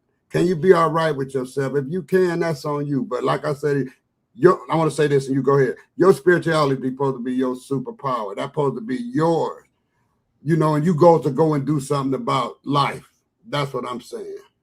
Well, you and I know that it's like my brother Lai would say, it's all game. It's game. Because you don't really want to die. Right. You don't really believe that there's an afterlife. Because if you did, you would do something for our people. And if you did, and I'm not just banging on the indigenous, well, the indigenous people, and then we're also talking about the religious people that come on our platform with their little Bible verses, right? Of course. Oh, thank you, Sakina Ra. Thank you, Kawate. Thank you, Suntan. Right? I appreciate it. Thank you, Chuck Morgan. Thanks, James Buzz. Thank you. I wasn't even paying attention. Let me see who else gave me supported me. So and Happy New Year to all of you. And let me just read this and then I'll get back to this. Okay. So thank you for supporting me. I appreciate it. Sakina Ra, Happy New Year. Thank you so much. Kawante, Happy New Year. Thank you so much. Elder Suntan, that I'm talking to you. Chuck Morgan, my brother Chuck Morgan. Happy New Year. We still here, Chuck. James Buzz Everett. Anybody else? Okay. Gregory, thank you so much. Spotsville, thank you so much. Stanley Brown, thank you. Happy New Year. Columbus Hill Jr., thank you. Happy New Year. Latoya, my co-host. I know the only reason why you're not on, sister, is because sa.neter didn't open up the line. That's my co-host there. Sterling Davis, thank you so much. Anthony Vines, thank you so much. Desexo, thank you so much. Yeah, this is the most. Sherilyn, thank you. This is the most. Amin Ron McCarthy, Happy New Year. Thank you so much. Donald Duncan, thank you so much. Gatekeeper Enterprises, thank you so much. Matthew Lewis, thank you so much. Happy New Year to all, and thank you. sa.neter, where somebody got I got to text sa.neter. You got his number? Yeah. Because I'm gonna just tell him to open up the chat. I think the part not in the back, know where she was around. You gonna call him? Yeah, I can call him. Go ahead. You can finish talking. I'll call him. Okay, so I'm just gonna tell him to open up the chat 1 second. Okay. All right. Yeah. You know, and Happy New Year to sa.neter. I mean, it's tough to run a platform with so many different type of ideas, and hey, Sa. No, not picking up. So, what I'm saying, family, is we got to think out the box, because we got people that are paid hundreds of thousands of dollars, lobbyists. Oh, there goes, Sa. Oh, Sa, you can open up the line. Me and Suntan was talking. I'm basically finished. How you doing, Sa? You muted. What's going on, Dr. Reg? You said what, sir? I said, what's happening? What's going on? Oh, nothing. You could open up the chat. And so we get some more opinions. So, the link is in the chat, y'all. Everybody, the link is in the chat. If y'all want to come in, come on in. Yeah. Hey, Reggie, you made a great point, though, man. Where is all this seizure? Where's all this seizure money and seizure thing? Where's that going? Well, I said, Sa, when you was a long time ago, when you was young out in the streets, and when the bulls came, because we call them bulls, and they check your pockets, and they took what they had in your pocket. Some of it not even having to do with anything that you did, right? Where'd that money go? It goes to them. But it's on the guys. It's supposed to be on the guys that stopping crime, right? Yeah. How many times, Sa, did they just let you go? But that's not only with money. That's the drugs too. That's what we mean. The seizures. The seizures. So they're confiscating and keeping the drug going. So we're saying everything that's confiscated, that like money, jewelry, and all of the cars and all of that stuff. How come it don't go back to the victims that they are confiscating the money for? It didn't go back to our communities, huh? Yeah. All they got to do is look at the movie, the classic movie, American Gangster with Denzel Washington, and they'll see how them police chiefs and all of them were down with all of that. That's real talk right there. In Harlem, that's the way it really was. Mm-hmm. And you know what else was real, Reggie? You should know, and Sa, both of y'all should know. Y'all know what else was really real and good? Superfly, because he put the commissioner right on Front Street. Remember that, Reggie? Did you remember Superfly? Yeah. And it just blew the police commissioner's mind when he said, "Yeah, I know you, Deputy Reardon." You know, it just blew his mind. That's telling that stuff right there. This was in the 70s. And where Superfly, a lot of that stuff was shot was right down the street where sa.neter lived. Oh, yeah. You know that place on about that place when they went downstairs right in Harlem? That's on 134th Street. There were between 135th Street and 134th Street. So all of that was shot right in sa.neter's neighborhood, because for us it was, for all of that, it was really real. But the police was robbing us, the system was robbing us, and on the guise of stopping crime, but they was benefiting from crime. When those seizures happen on the high C, right? Those seizures belong to the communities that they're supposed to be taking the money for protecting. But what they're doing is running the game on us, saying that they're nameless victims, but the victims are actually the inner city people. So when me and sa.neter, we go back and forth. We argue sometimes and stuff like that. I know him for a long year. But one thing about sa.neter is that he lived through that shit in Harlem, right? All that get money, right? Like, you're lucky to see sa.neter, right? And some of them people that's on here that I know that I can't talk about, but I see him in the street. When I see him in the street, to see what the system put on us, but they used us to rob us blind. They made us criminals and then they robbed us. Right. Now they're seizing billions of dollars. They're getting free money. But guess what? It goes to the rich. Your neighborhood? No, it goes to the rich. Let me ask you, Reparations, Rising. Let me ask you. Yeah, look at this dude. Man. Are you one of the young people? If you're one of the young people, come in. There's nobody stopping you from coming in. There's nobody stopping the young brothers from coming in. If they want to come in, they come in. The bomb squad come up, but they got something to say. Come on in, man. You scared to come in, though.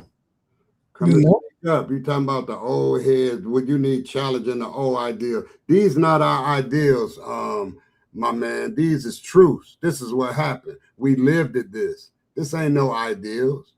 So if you want to come with something real, come on and reel it. Yeah, like talk to some grown men. He ain't gonna come in. He's scared, man. Talk to some grown men. He's hiding behind his avatar. All of us here, he's a kitten. He's a kitten. Yeah, the point of the matter is, and like I said, I don't know what Reggie did in his life. I don't know what sa did. I know a little what sa did if I'd been militant. But I'm gonna tell you what I did. I was out there on the front 40 banging. We had a drug, and I know one of y'all man called mixed jive. So that was heroin, quinine, and dormants. They mix it up and they shoot themselves with it. Man, do you know how much money that made? It was crazy in Detroit, man. We sold bundles, man. It was so crazy, man. And where all that money go? They used to take 100 bundles. 100 bundles was $10,000. And they take all of that stuff, man. And we get it. Reggie, how did all of that stuff keep getting back on the set? We wasn't going to get no poppy seed, right? Think about it, man. Because there's no reparations fund. Anything that's confiscated should go into reparations fund. And the drugs should be destroyed. But what it was is the drugs was recycled. It was recycled, my man. I was thinking about Moses, but Moses. Moses is cool because this is on a different topic. Right. So, to stay on topic with us, Moses. Yeah, it's a different topic than the normal topic. We're saying, where does the money go? Why don't we have a reparations fund to deal with all this cash, the jewelry, the houses, the cars? And why is it sold right back to wealthy people so that they can? All right. While I'm here, y'all better come in if y'all want to come in. I'm getting ready to make another move. Get up out of here. I'm gonna get some water. Well, we're not gonna be too long, Sa, because I took my medicine, Reggie. So that right there, that upsets my stomach and all that. That's why I was laying down. No, it's cool. Right. It's cool because you offer the show to us. And the lung stuff. So right, you gotta take care of yourself, bro. Yeah, we're not about that. It's just the word is out. Reggie put the word out. Oh, brother La.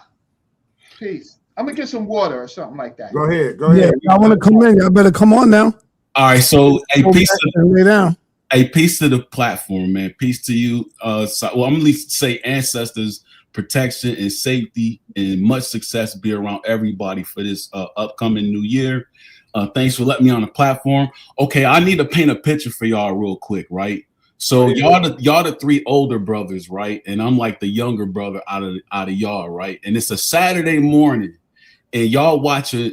I'm actually downstairs watching the Super Friends, the DC comic fellas, right? And then y'all three older brothers, y'all come downstairs and y'all turn the channel to watch the Marvel comic people, right? And so y'all know what happened then. A fight break out. Because I was already watching the TV, I was already watching DC Comics, and then y'all come down and y'all just bum rush the set. So I'm laying that image out because it's going to probably get heated when me and Reggie get into this conversation. But I want people to understand that this is just a family argument. Ain't nobody like going in trying to be negative or nothing, right? So let me start off with something good to say. Brother Reggie, when it comes down to your Black City plan, brother, I commend you for that. I really, really do. But I gotta ask you this question, right? So, also for this presentation that you did, when you brought up the fact that America, basically stole Venezuela's oil, and when it come down to them selling it, whose pockets is that going to go into? That is a really good case for reparations. I didn't even think of that.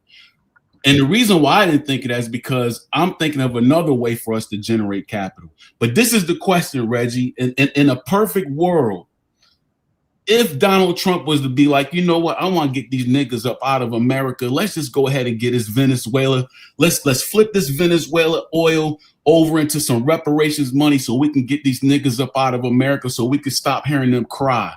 If you get the reparations money, what you gonna do with that money, Reggie?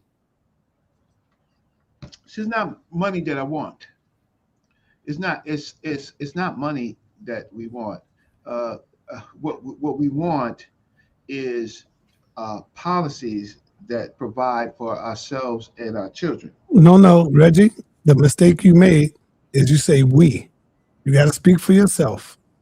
There's a lot of Negroes out there that want that money, brother. But he was asking me. I know. That's why I said speak for yourself. You said we, what we want. You can't say we. Okay, so yeah. So here's the thing is, okay, houses, you could buy a one-family house 40 years ago, right, for $50,000, $60,000 in New York, right, in the boroughs. That family, that house that you could have bought, which a lot of white folks got because they got bank loans, those houses are worth $800,000 to $900,000.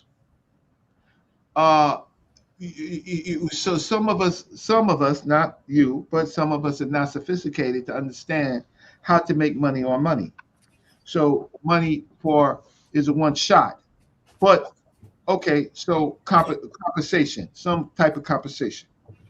Unfortunately, again, most of us don't think about our children, right? Most of us don't think about our health. So what is it to have all the money and you get shot and there's no hospital in a 20-block radius, right? And you die on the street because there's no hospital. But I do understand that some people want money. But ultimately, it's like the PPI loans and people tell you, right? They gave people got, you know how many people got robbed of their PPI loans?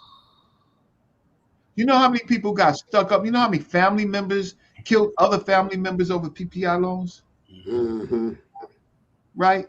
We need structure, right? Absolutely. So my whole thing is, Sa, you're right. Sa is talking about that money. I got it because Sa knows what to do with that money. But the most of us, money is the root of all evil. It causes more killing, death. People gonna pay. You give some people $5,000, you know what they're gonna do? They're gonna go and buy some drugs. All right, so Reggie, you mentioned policies. If I could get sa.neter to share the screen, I want to ask you about these policies, right? All right, so Reggie, you do know that the definition of insanity is doing the same thing over and over again, expecting a different result, right? So we got ancestors as far back as what's the earliest date on there? What is that? 1863? What's the number? 18. Come on, man.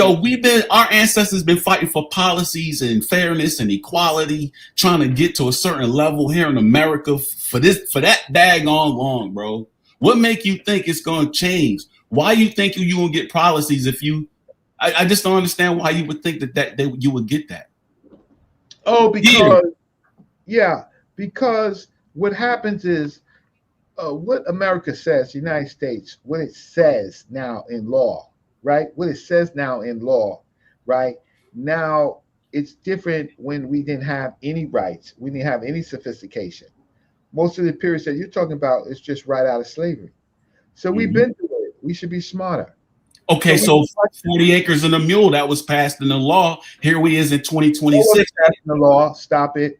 It was passed into law. It was not passed into law. All right, you got to source that. You source that. Source that. No, you said I'm it. You source it. I'm a I'm source. saying All that right. it was given in Georgia. It was a wartime just to Sherman, to those people in Georgia, not the whole United States. Stop it. And All right, then so everybody go ask sa.neter, ask Alexa, bro. Ask Alexa if that was passed in the law, because I think Reggie capping, yo. What did you look it up before you asked sa.neter? Who's I mean, yeah, but I want people to hear Alexa say, because it's the same thing. I'm getting Alexa, what? Ask Alexa if 40 acres and a mule was passed into What law. can I help you with? Say it again. If 40 acres and a mule was passed into What would you law, like me to say again? Alexa, stop. Yeah, say it again. was 40 acres and a mule passed into law? Alexa, was 40 acres and a mule passed into law? No, 40 acres and a mule was never passed into law. It was part of a wartime order by General Sherman in 1865, but was later reversed by President Johnson. There All you right, go. okay, so it wasn't passed into law, but still we're here in 2026. No. See, this is what happens, Mose. All right. This is what happens. Mose, you my brother. All right, fine. You're wrong. Now you go to something else. No, but hold on a second. Deception because people don't study history. Yeah, I had to go by what the elders had taught me, man. No, the elders was wrong. Okay. It was a deception. I told you exactly what it was, but you had to go to Alexis, and in a white voice, Alexis told you that you was wrong. All right, but that's worse, Reggie. That don't make it any better. Hold on, Moses. We gotta get to somebody else, and then we come back to you. All right, fam. All right. I want to call Brother La. Intellectual. You got more energy after La. Hey, Yes, Brother peace. La, what's going on? Peace, brother. Hotel, brother. Oh, I hotel. actually, I was this way or this presentation that you put together tonight is very interesting. No, Brother La. You're starting off wrong, brother. What's your saying? Every time you come up, you never miss a beat, brother. Come on now. Peace to all you brothers on the panel and all of your families. Come on, Brother La. Don't mess up now, brother. I did say that.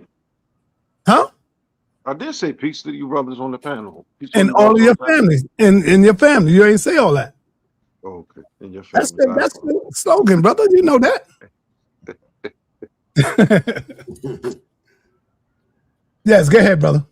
But Reg, my pullback on this is this. I know that you're adamant in regards for getting reparations and using the catapulting as using the catapulting of drug seizures and things of that nature. On the flip side, you have to look at it from all the families that was damaged by drug usage in the 80s. Mothers that were strung out, fathers that were strung out, sisters, brothers, things of that nature. You got a lot of young brothers and sisters that's on this platform now who there was kids at the time. And as a child growing up in the 80s, you really can't give the real just of how painful it was to have a sibling or family member as you being a kid when you was growing up playing Sega Genesis or Nintendo, and then you go in the house one day and you ain't got your Sega Genesis or your Nintendo no more because your brother or your sister, your cousin has stole it. And they just sold it for some crack.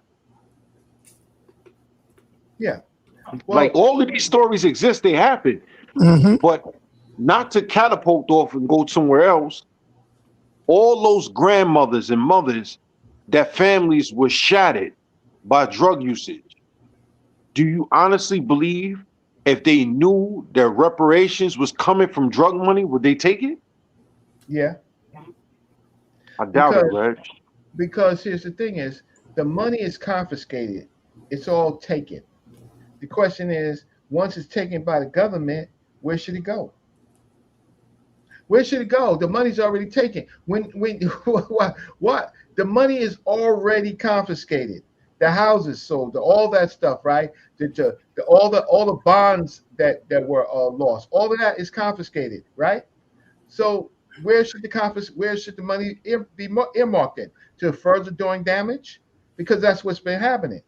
We don't have a reparations fund to demand that these are ill-gotten gains that should go back to the victims. Right. Yeah, and again, the money, Brother La, I disagree with you on that because the money don't come from drugs. They got it from the drug, but it's like a revolving door. The money revolves. It goes through the hands of millions and billions of people, brother.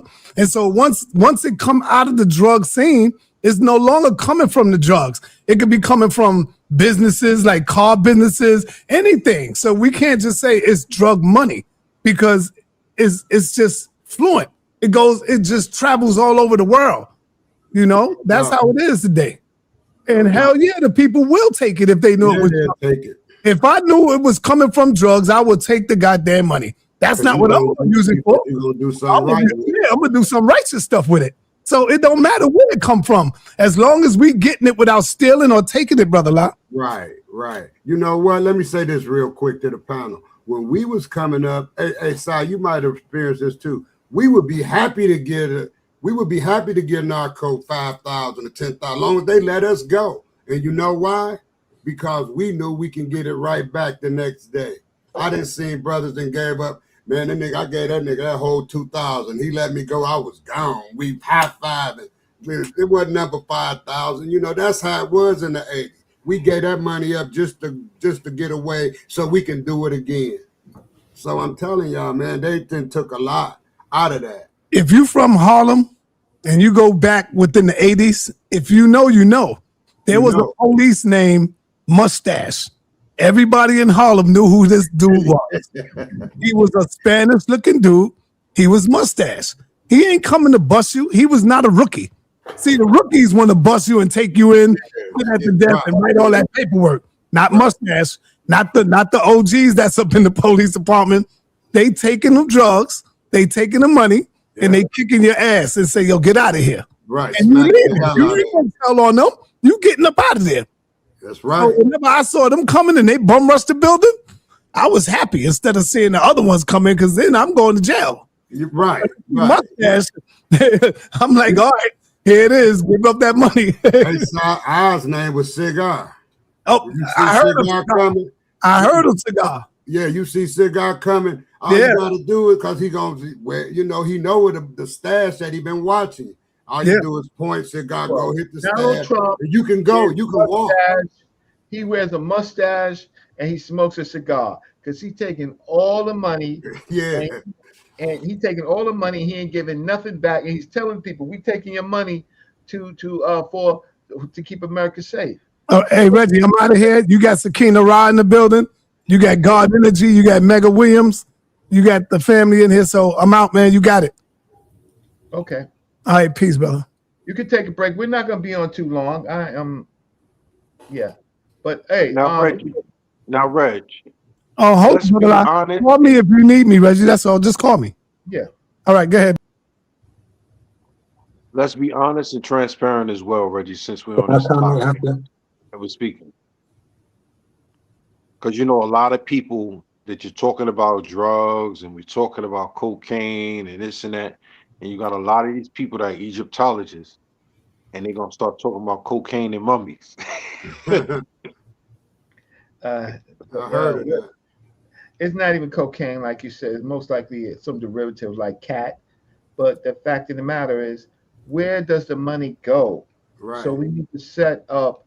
So we can't just let them have their way and saying they confiscated money, like we did, like Mustache and Cigar has, right? And they get a free reign. Where does the money go? So it goes to the 1%. We all know it goes to the 1%. Right. The 1% keep it. It goes to that. It goes to them. And so, but the thing about it is establishing law. There's this reparations fund. They said, no, you can't be pulling out. If you pull out money in our neighborhood for drugs, right? For drugs, well, we the victims. We want our share to build up the community, right? And that's the whole point of a reparations fund. It's not just for slavery, not just for Jim Crow, not just for Reconstruction, not just for new Jim Crow. It's for now to get the real thieves who are snatching money and the money goes back into more police. And only a portion, more weapons, more incarceration, more judges, more effed up DAs, right? More problems. No, we want solutions to our problems. So there's Sakina Ra. She's been waiting. She's the only sister on the platform. Sakina Ra, Happy New Year. What's going on, sir? New Year. Thank you so much for having me. Peace, everybody, and Happy New Year to you all as well. Great presentation, may I add. And I did want to kind of go in a little bit on where the reparations should go, because I do agree it should go back to the people it harmed the most. And the reason why I said that is because it was 2-3 decades or more that it affected, right?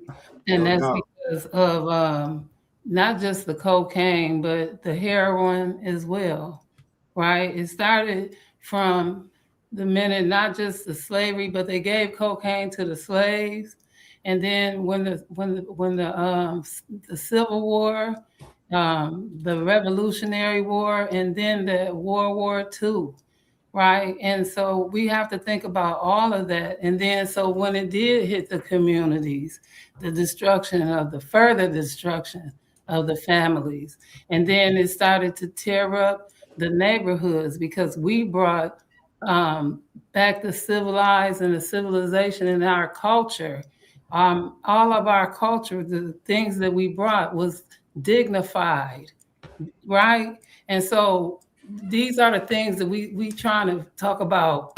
A language. It was more than just a language, right? It was the dignity that we had, right? It was our education. So when we talk about a slurred language that was ignoramus to us all, because ain't a word when we were growing up.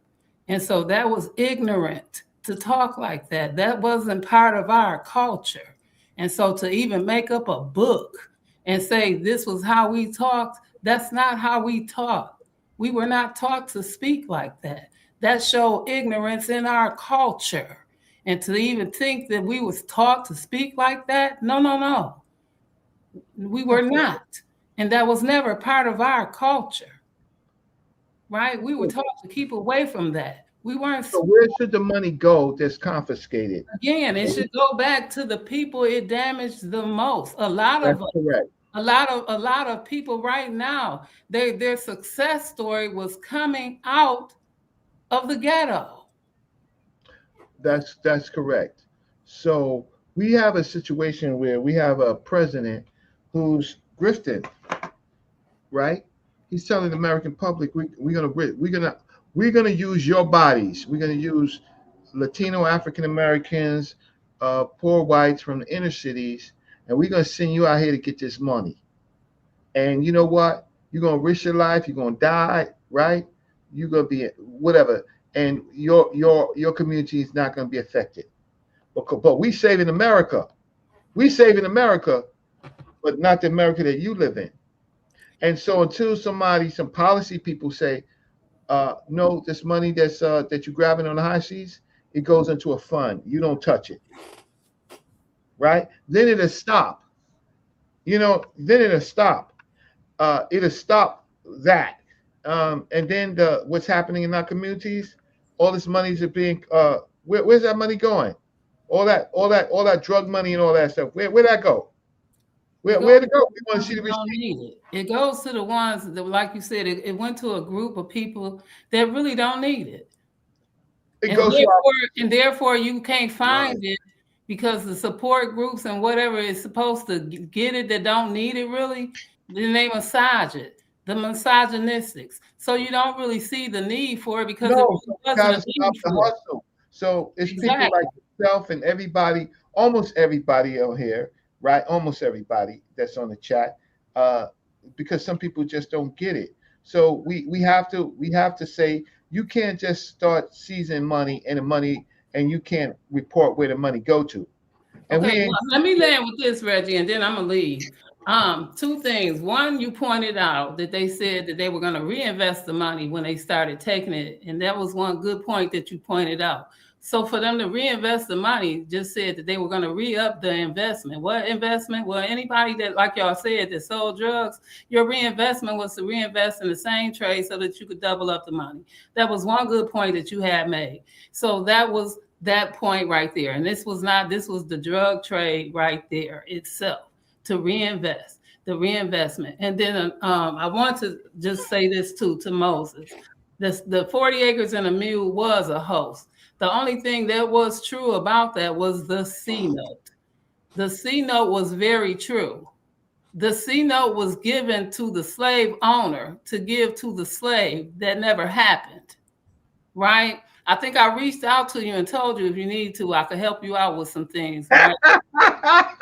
Sakina Ross is bossing up. I can help you out. I'm not trying to point you out on some things, but there's a lot of Oh no, that's all good. Yo, like I said, I got the information from the elder, so I'm gonna accept her information.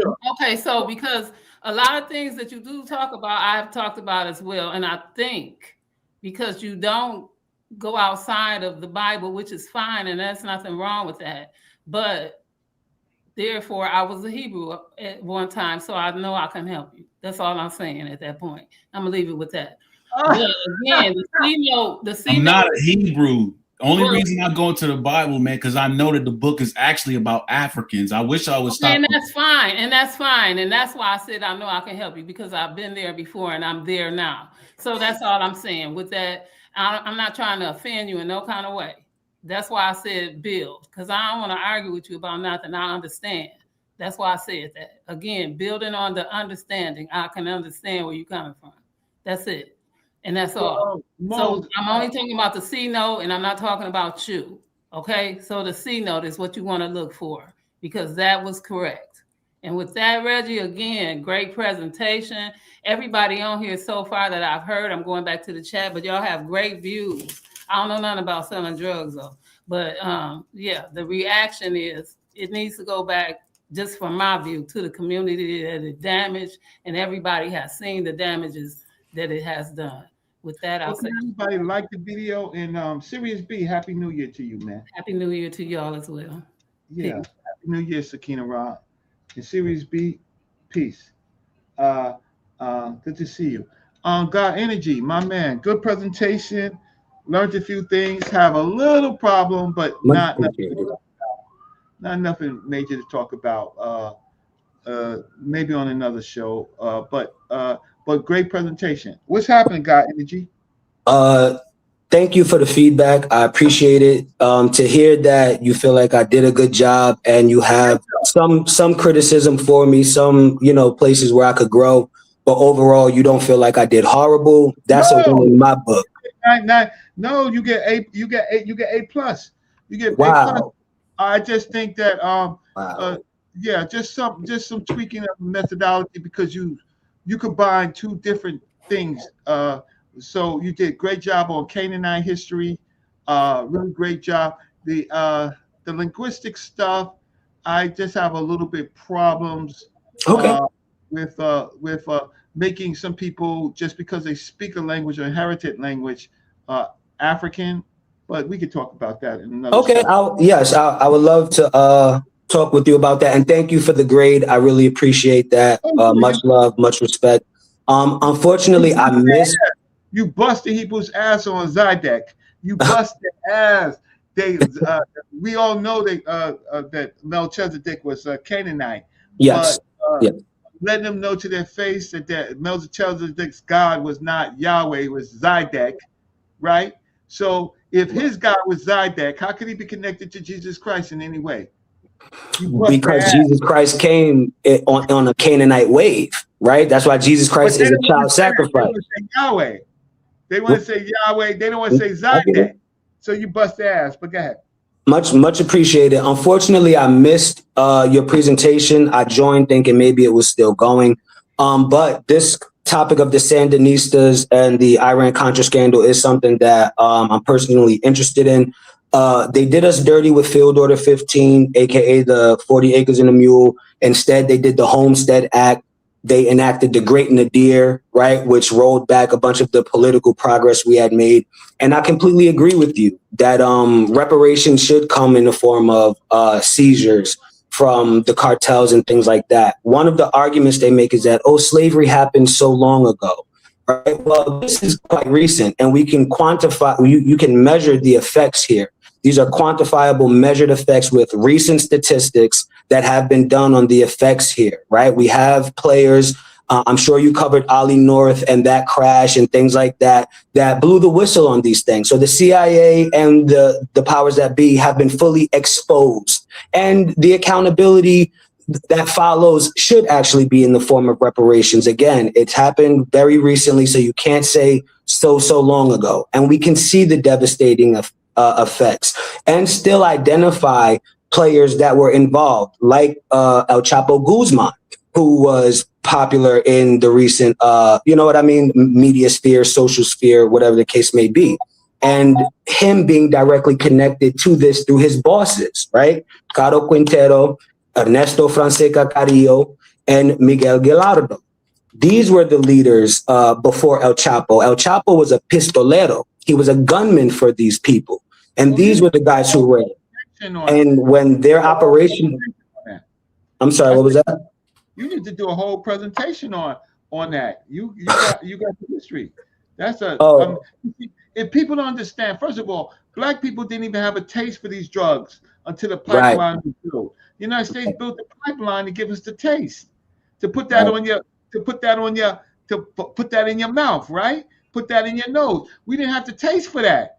They helped build out the taste, right? Yes. Then they right? So then all the Latin countries, they're dirt poor. They figured out that they could go out in the woods and they could get some for their families, right? But they were supported by these governments. The governments keep themselves clean. Nah, we ain't doing it, just the people. But they starved the people and forced the people to do it. But then they give the people the mechanism, the submarines, that was one of the issues actually, and how this came out with the bosses of El Chapo Guzman, because there was a reporter named Kiki Camarena who exposed one of the narco fields that they were growing their narcotics on, and the DEA moved in and burned it down. And the Mexican government was involved, so that caused issues there. And unfortunately, Kiki Camarena lost his life. But this started the DEA's investigation on all of this. And yes, these narcos were funding the Sandinistas. So this is how the Iran-Contra, the Sandinistas connect to El Chapo Guzman, whom is a popular figure today. So we can unravel these strings and we can find out who's accountable and start, seizing these assets. So the thing about it is, okay, the oil, right? The oil, if the oil was so valuable, Venezuela and stuff and these places would be so well. No, these oils are used to make money off of something else, right? So that's clean. The oil might be clean money, but it finances dirty money, right? And I'm not victimizing Venezuela altogether, but none of these states are clean. None of these states are clean. They got history. But my whole thing is, when it's seized on the high seas, saying that you're going to protect American lives, right? That you're going to save America. The money's seized on the high seas, so there's nothing that you can do about it. Now, once the money's seized, I'm just saying we don't have our elected officials saying, wait, where does the money go? So they're part of the game. Because the money should go back to the victims, which is the inner cities. That's the reason for my presentation, right? The reason for my presentation is it should go back to the inner cities. It should go back to the victims that they claim that they hijacking this money. Because once the money is seized, it's seized. Y'all got it? So I don't see there was somebody else here, or I don't know what happened to chat, but yeah, Metter Williams is next. Metter. My brother, what's going on, Meta? What up, man? Don't start no trouble in the new year, Meta. What's going on, man? How you doing, bro? Man, I'll be watching you, man. Don't start no trouble. Let's go. So I said for people to come on in, and I'm at work and stuff, so I had to come on in and finish up. But it's a nice topic, and it was your presentation was powerful, man. Straight up. And I appreciate. We have to use our minds to win this war, and the hardest part is convince our own people that there are solutions out there, and at least something else. All I want you all to ask is, all this confiscated money and stuff, I don't care. It's confiscated. Where? Okay, you confiscated it. You robbing somebody. Where the money going? That's all. And the money should go back to the victims. give me like 2 seconds. 2 seconds. You got it. I'm trying to punch out. Yeah, punch out.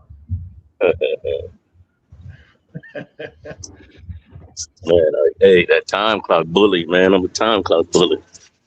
No, you shoot. You can't miss that. You can't miss that beat. You can't be too early. Can't be too late. All right, Steve. See you tomorrow. Yeah. Yeah. So my whole thing is, where the money go? They're using us. We're the victims. Our inner city. They're using us to say, well, they saving America. They getting the getting the cash, but they don't go back. It don't go back to the victims. It goes back. I mean, this guy Trump, and I blame a lot of you, not you, Meta, but I blame a lot of you people on here, especially Laura Abba and all these people talking about. I don't know why they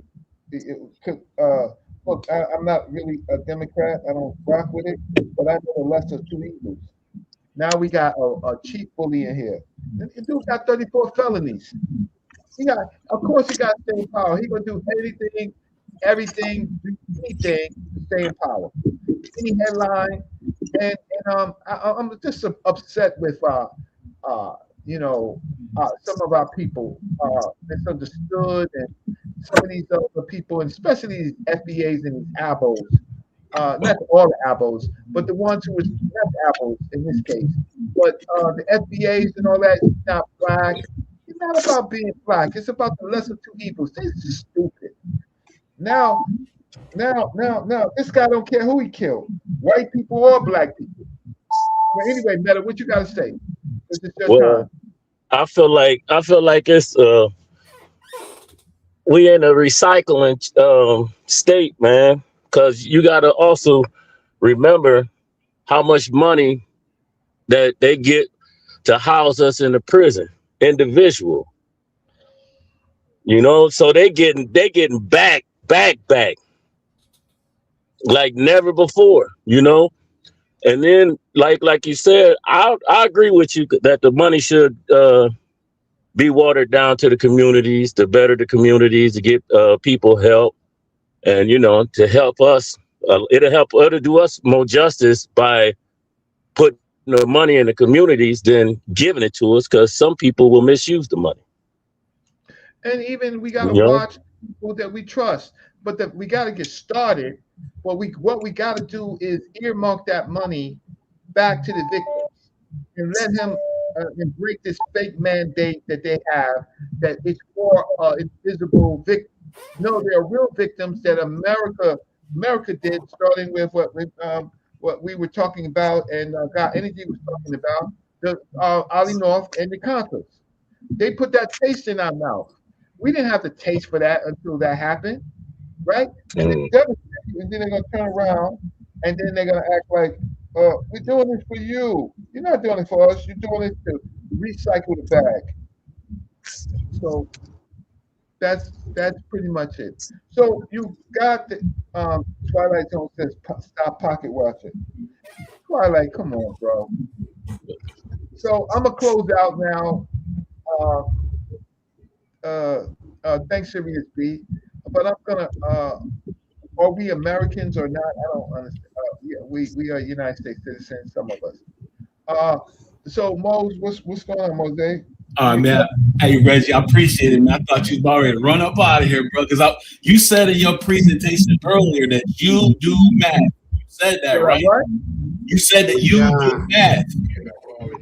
Yes, sir. Flower pot here. Hey, somebody got to mute up, man. Tea bag here. Hey, Elder Suntan got to mute up, man. They a good football. They more finesse. Mo, say it again. I think Elder Suntan got a mute up, man. Somebody got nigga, when I already picked, when they threw that pick six, yeah, that's Elder Suntan, man. He got a mute. Can you mute him real quick? I can't. Oh, dang. Are you able to? Are you sharing screens or no? No, I can't now. I'm in. Dang. Oh, dang. Okay. All right. Well, let's just do some math real quick, man. Because to be quite honest, even though the point that you're making is a valid point, in a perfect world, it should go like that, you know, where the money is trickling down into our neighborhoods and stuff. But I just know it's not going to go like that, man. I look at history, and history is showing us that these people don't care about us like that. So since you do math, I wanted to throw some numbers at you. You got a calculator, or are you a you real... got the numbers and you can calculate it? But look, why are you so hard on us? Your Jesus ain't do nothing for us. Why you? I don't believe. Stop it! I don't believe in Jesus like that. That's not it. Jesus ain't even what these religious people telling you about, bro. So okay, religion ain't do nothing for us. I don't follow religion, bro. I follow the history of Africa. That's the thing. The problem I have with Hebrew Israelites, they don't know African history. They don't know that book is about African history that's been whitewashed, bro. Yeah, but then if it's about African history, then they did damage to Africans because they started the daggone slave trade. But that's what happens when you get rid of the elders and then you start teaching the babies the falsehoods of their history. That's the result of that. But ultimately, if you really study that Bible the way it's supposed to be studied, you see that the elders are telling the young ones to not allow foreigners to come into the land, because if you they sacrificing people, they warring against groups of people. They're making themselves chosen and other people second. I mean, come on, Mose, what just do with the math? What's going on? Okay, all right. So the reason why I'm wanting to go the math route is because I want to show you the kind of money that the Black community could generate to get into the positions that we need to get into. For me, have you ever been to Dubai or Jebel Ali or Bahrain or any of them places over in United Arab Emirates?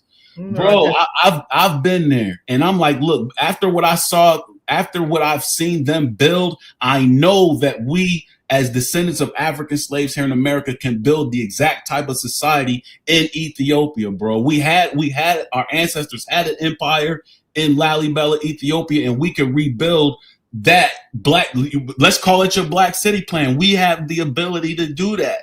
And this is where the math comes in. Reggie, I'm in New York City, right? Let me just say something. I'm in New York City, and I'm by the embassies and stuff like that. I'm by the United Nations, right? Not too far. I don't see Ethiopia doing jack for us. I love their food, right? I love their food, but they don't do jack. Right. They don't have no communication unless they a dime piece, right? I'm talking about a woman. They have no connection at all with us. Right. None. Zero. Right. Unless they're going to Columbia or NYU, right? They got no connection to us. So I hear you, but what you got to say about Ethiopia? Okay, so all right, so yes, I understand where you're coming from with that, but I think you're misunderstanding me when I'm talking about making a mass exodus to build our own colony. I'm not talking about. Do they want us there? Yo, it's all about the money. If the money contributes to the country, if the money that we're generating is benefiting the country of Ethiopia, money talks, man. The BS is going to walk. And when money run out? The money ain't going to run out. That's where the mathematics is getting ready to come in. So let me tell you about the mathematics. So we buying our way. So we buying our way. That's what we doing? We purchasing land. You need money to purchase land, correct? Ethiopia allows us to purchase land? Yeah. Come on, what country is not going to allow the American dollar to come and build on land? Most countries lease land. They don't allow you to purchase it. I mean, come on, man. Now you assuming I've been Senegal, Ghana, Ivory Coast. You can lease land. You can't really buy it. You lease it for a certain amount of times. You can't turn it over to generations. Okay, look, I believe that Dr. Arikana Chiambari-Kwa would totally disagree with you.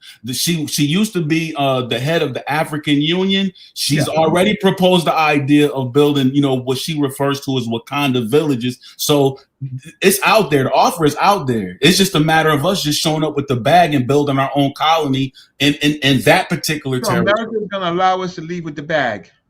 Oh, see, now that's where the Bible come in. If the Pharaoh didn't let the Hebrews go, you sound like, that's what you sound like, Reggie. You sound like the Pharaoh ain't gonna let us go. Do you believe in the Bible or don't you?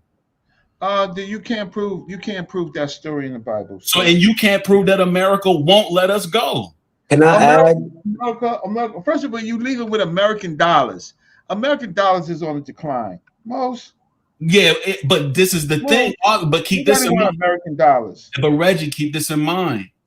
Even if you do use American dollars to build our own colony in the country of Ethiopia, buy everything with funny money with George Washington on it. You can't do that. But listen, Reggie, what I'm trying to point out to you, man, is that South Africa is a part of BRICS. BRICS is the one that's really going after the American dollar, trying to devalue it. You want to position yourself. You want to be on the continent of Africa when the American dollar fails, but you got to get it while it's getting as good. You'll have the ability to exchange your money over to whatever BRICS is working on as far as like an economy. Ain't your Bible your Messiah or something? Didn't he turn over the money tables and stuff? Look, money is not the deal.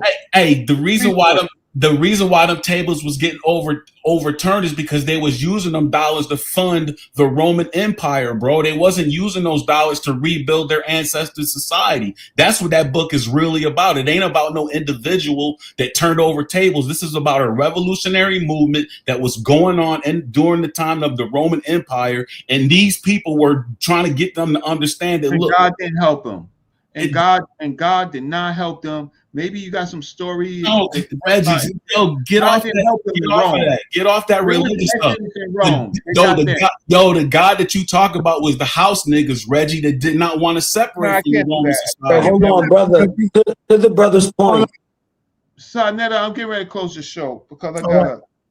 Yeah. I just wanted to add real quick to the brother's point. I think establishing a land trust, I think is what the brother might be referring to, that gives you certain rights aside from just a regular real estate deal. And I think the land trust thing is what entices people to feel like the real land ownership or acquisition in the manner that the brother is speaking of. But the militaristic aspect of this is really what comes into play at the nitty gritty. Because if you can't protect it, you don't own it. Right. And Brother Reggie had already brought up one aspect of a threat that would come in that way.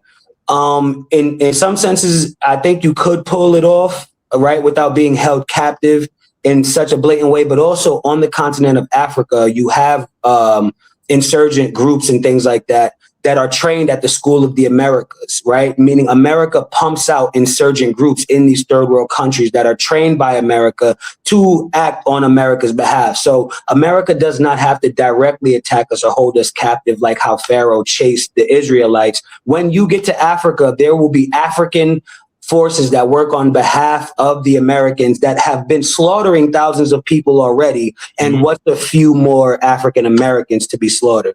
So this is the real threat that Brother Reggie is bringing up. And we do not have a functioning military system right now. It is in disarray. We call them YNs at the current moment. So our military is in no condition to do anything like that. Okay, so God Energy, I appreciate that, man, because I do agree with a lot of the things that you're saying, but I think that you're ignoring the fact that on the continent of Ethiopia, they have a territory that's known as Lalibela, Ethiopia today. Are you aware of what existed? I'm not doing this. Hey, Sa, I was talking about a reparations fund. I am not talking about I'm talking about a reparations fund in the United States for victims of inner city violence and drugs because of the drugs. We get back to Africa on another show. All right. But just keep this in mind, though, Reggie. The money that you talking about getting, you talking about plugging it right back into the white supremacist society, and that has not done us any good over the years. We always end up right back at zero. All right. Real quick. You already know what it is. The Holy Ghost is live across the street on the Debate Coliseum. He just went live. He just went live over there.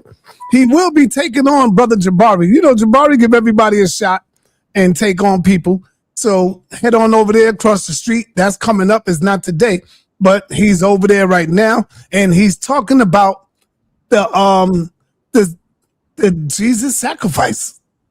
I guess Hebrews don't like that. So peace and black power. Thank you, Brother Reggie. We out. Hey, sir, thank you. Again, happy New Year to you and your family. Same to y'all, everybody. Peace. Thank you. Peace. Happy New Year, everybody. Arguing facts, not emotions, no tears. You need thick skin just to last through the years. It's the jungle, the wild, the hardest to thrive. Only the sharpest stay breathing alive. Elder sa.neter ruling the HOK throne. Sister in the past stands tall in the Bible debate zone. Lines like daggers, words cut to the bone. A battlefield of minds where legends are grown. No room for the weak, no space for retreat. Step up to the heat or fall to defeat. You need thick skin, boss up, stop crying. Source your facts or your words start dying. Thick skin, boss up, no denying. It's the arena where truth keeps flying. Scripts clash like swords, debates ignite. Every word a battle, every stance a fight. Crowns ain't given, they're earning the ring. Iron sharpens iron, only steel can swing. You can't fold under pressure, no breaking here. Lions roam in the pit, it's a test of fear. Egos get crushed if they built on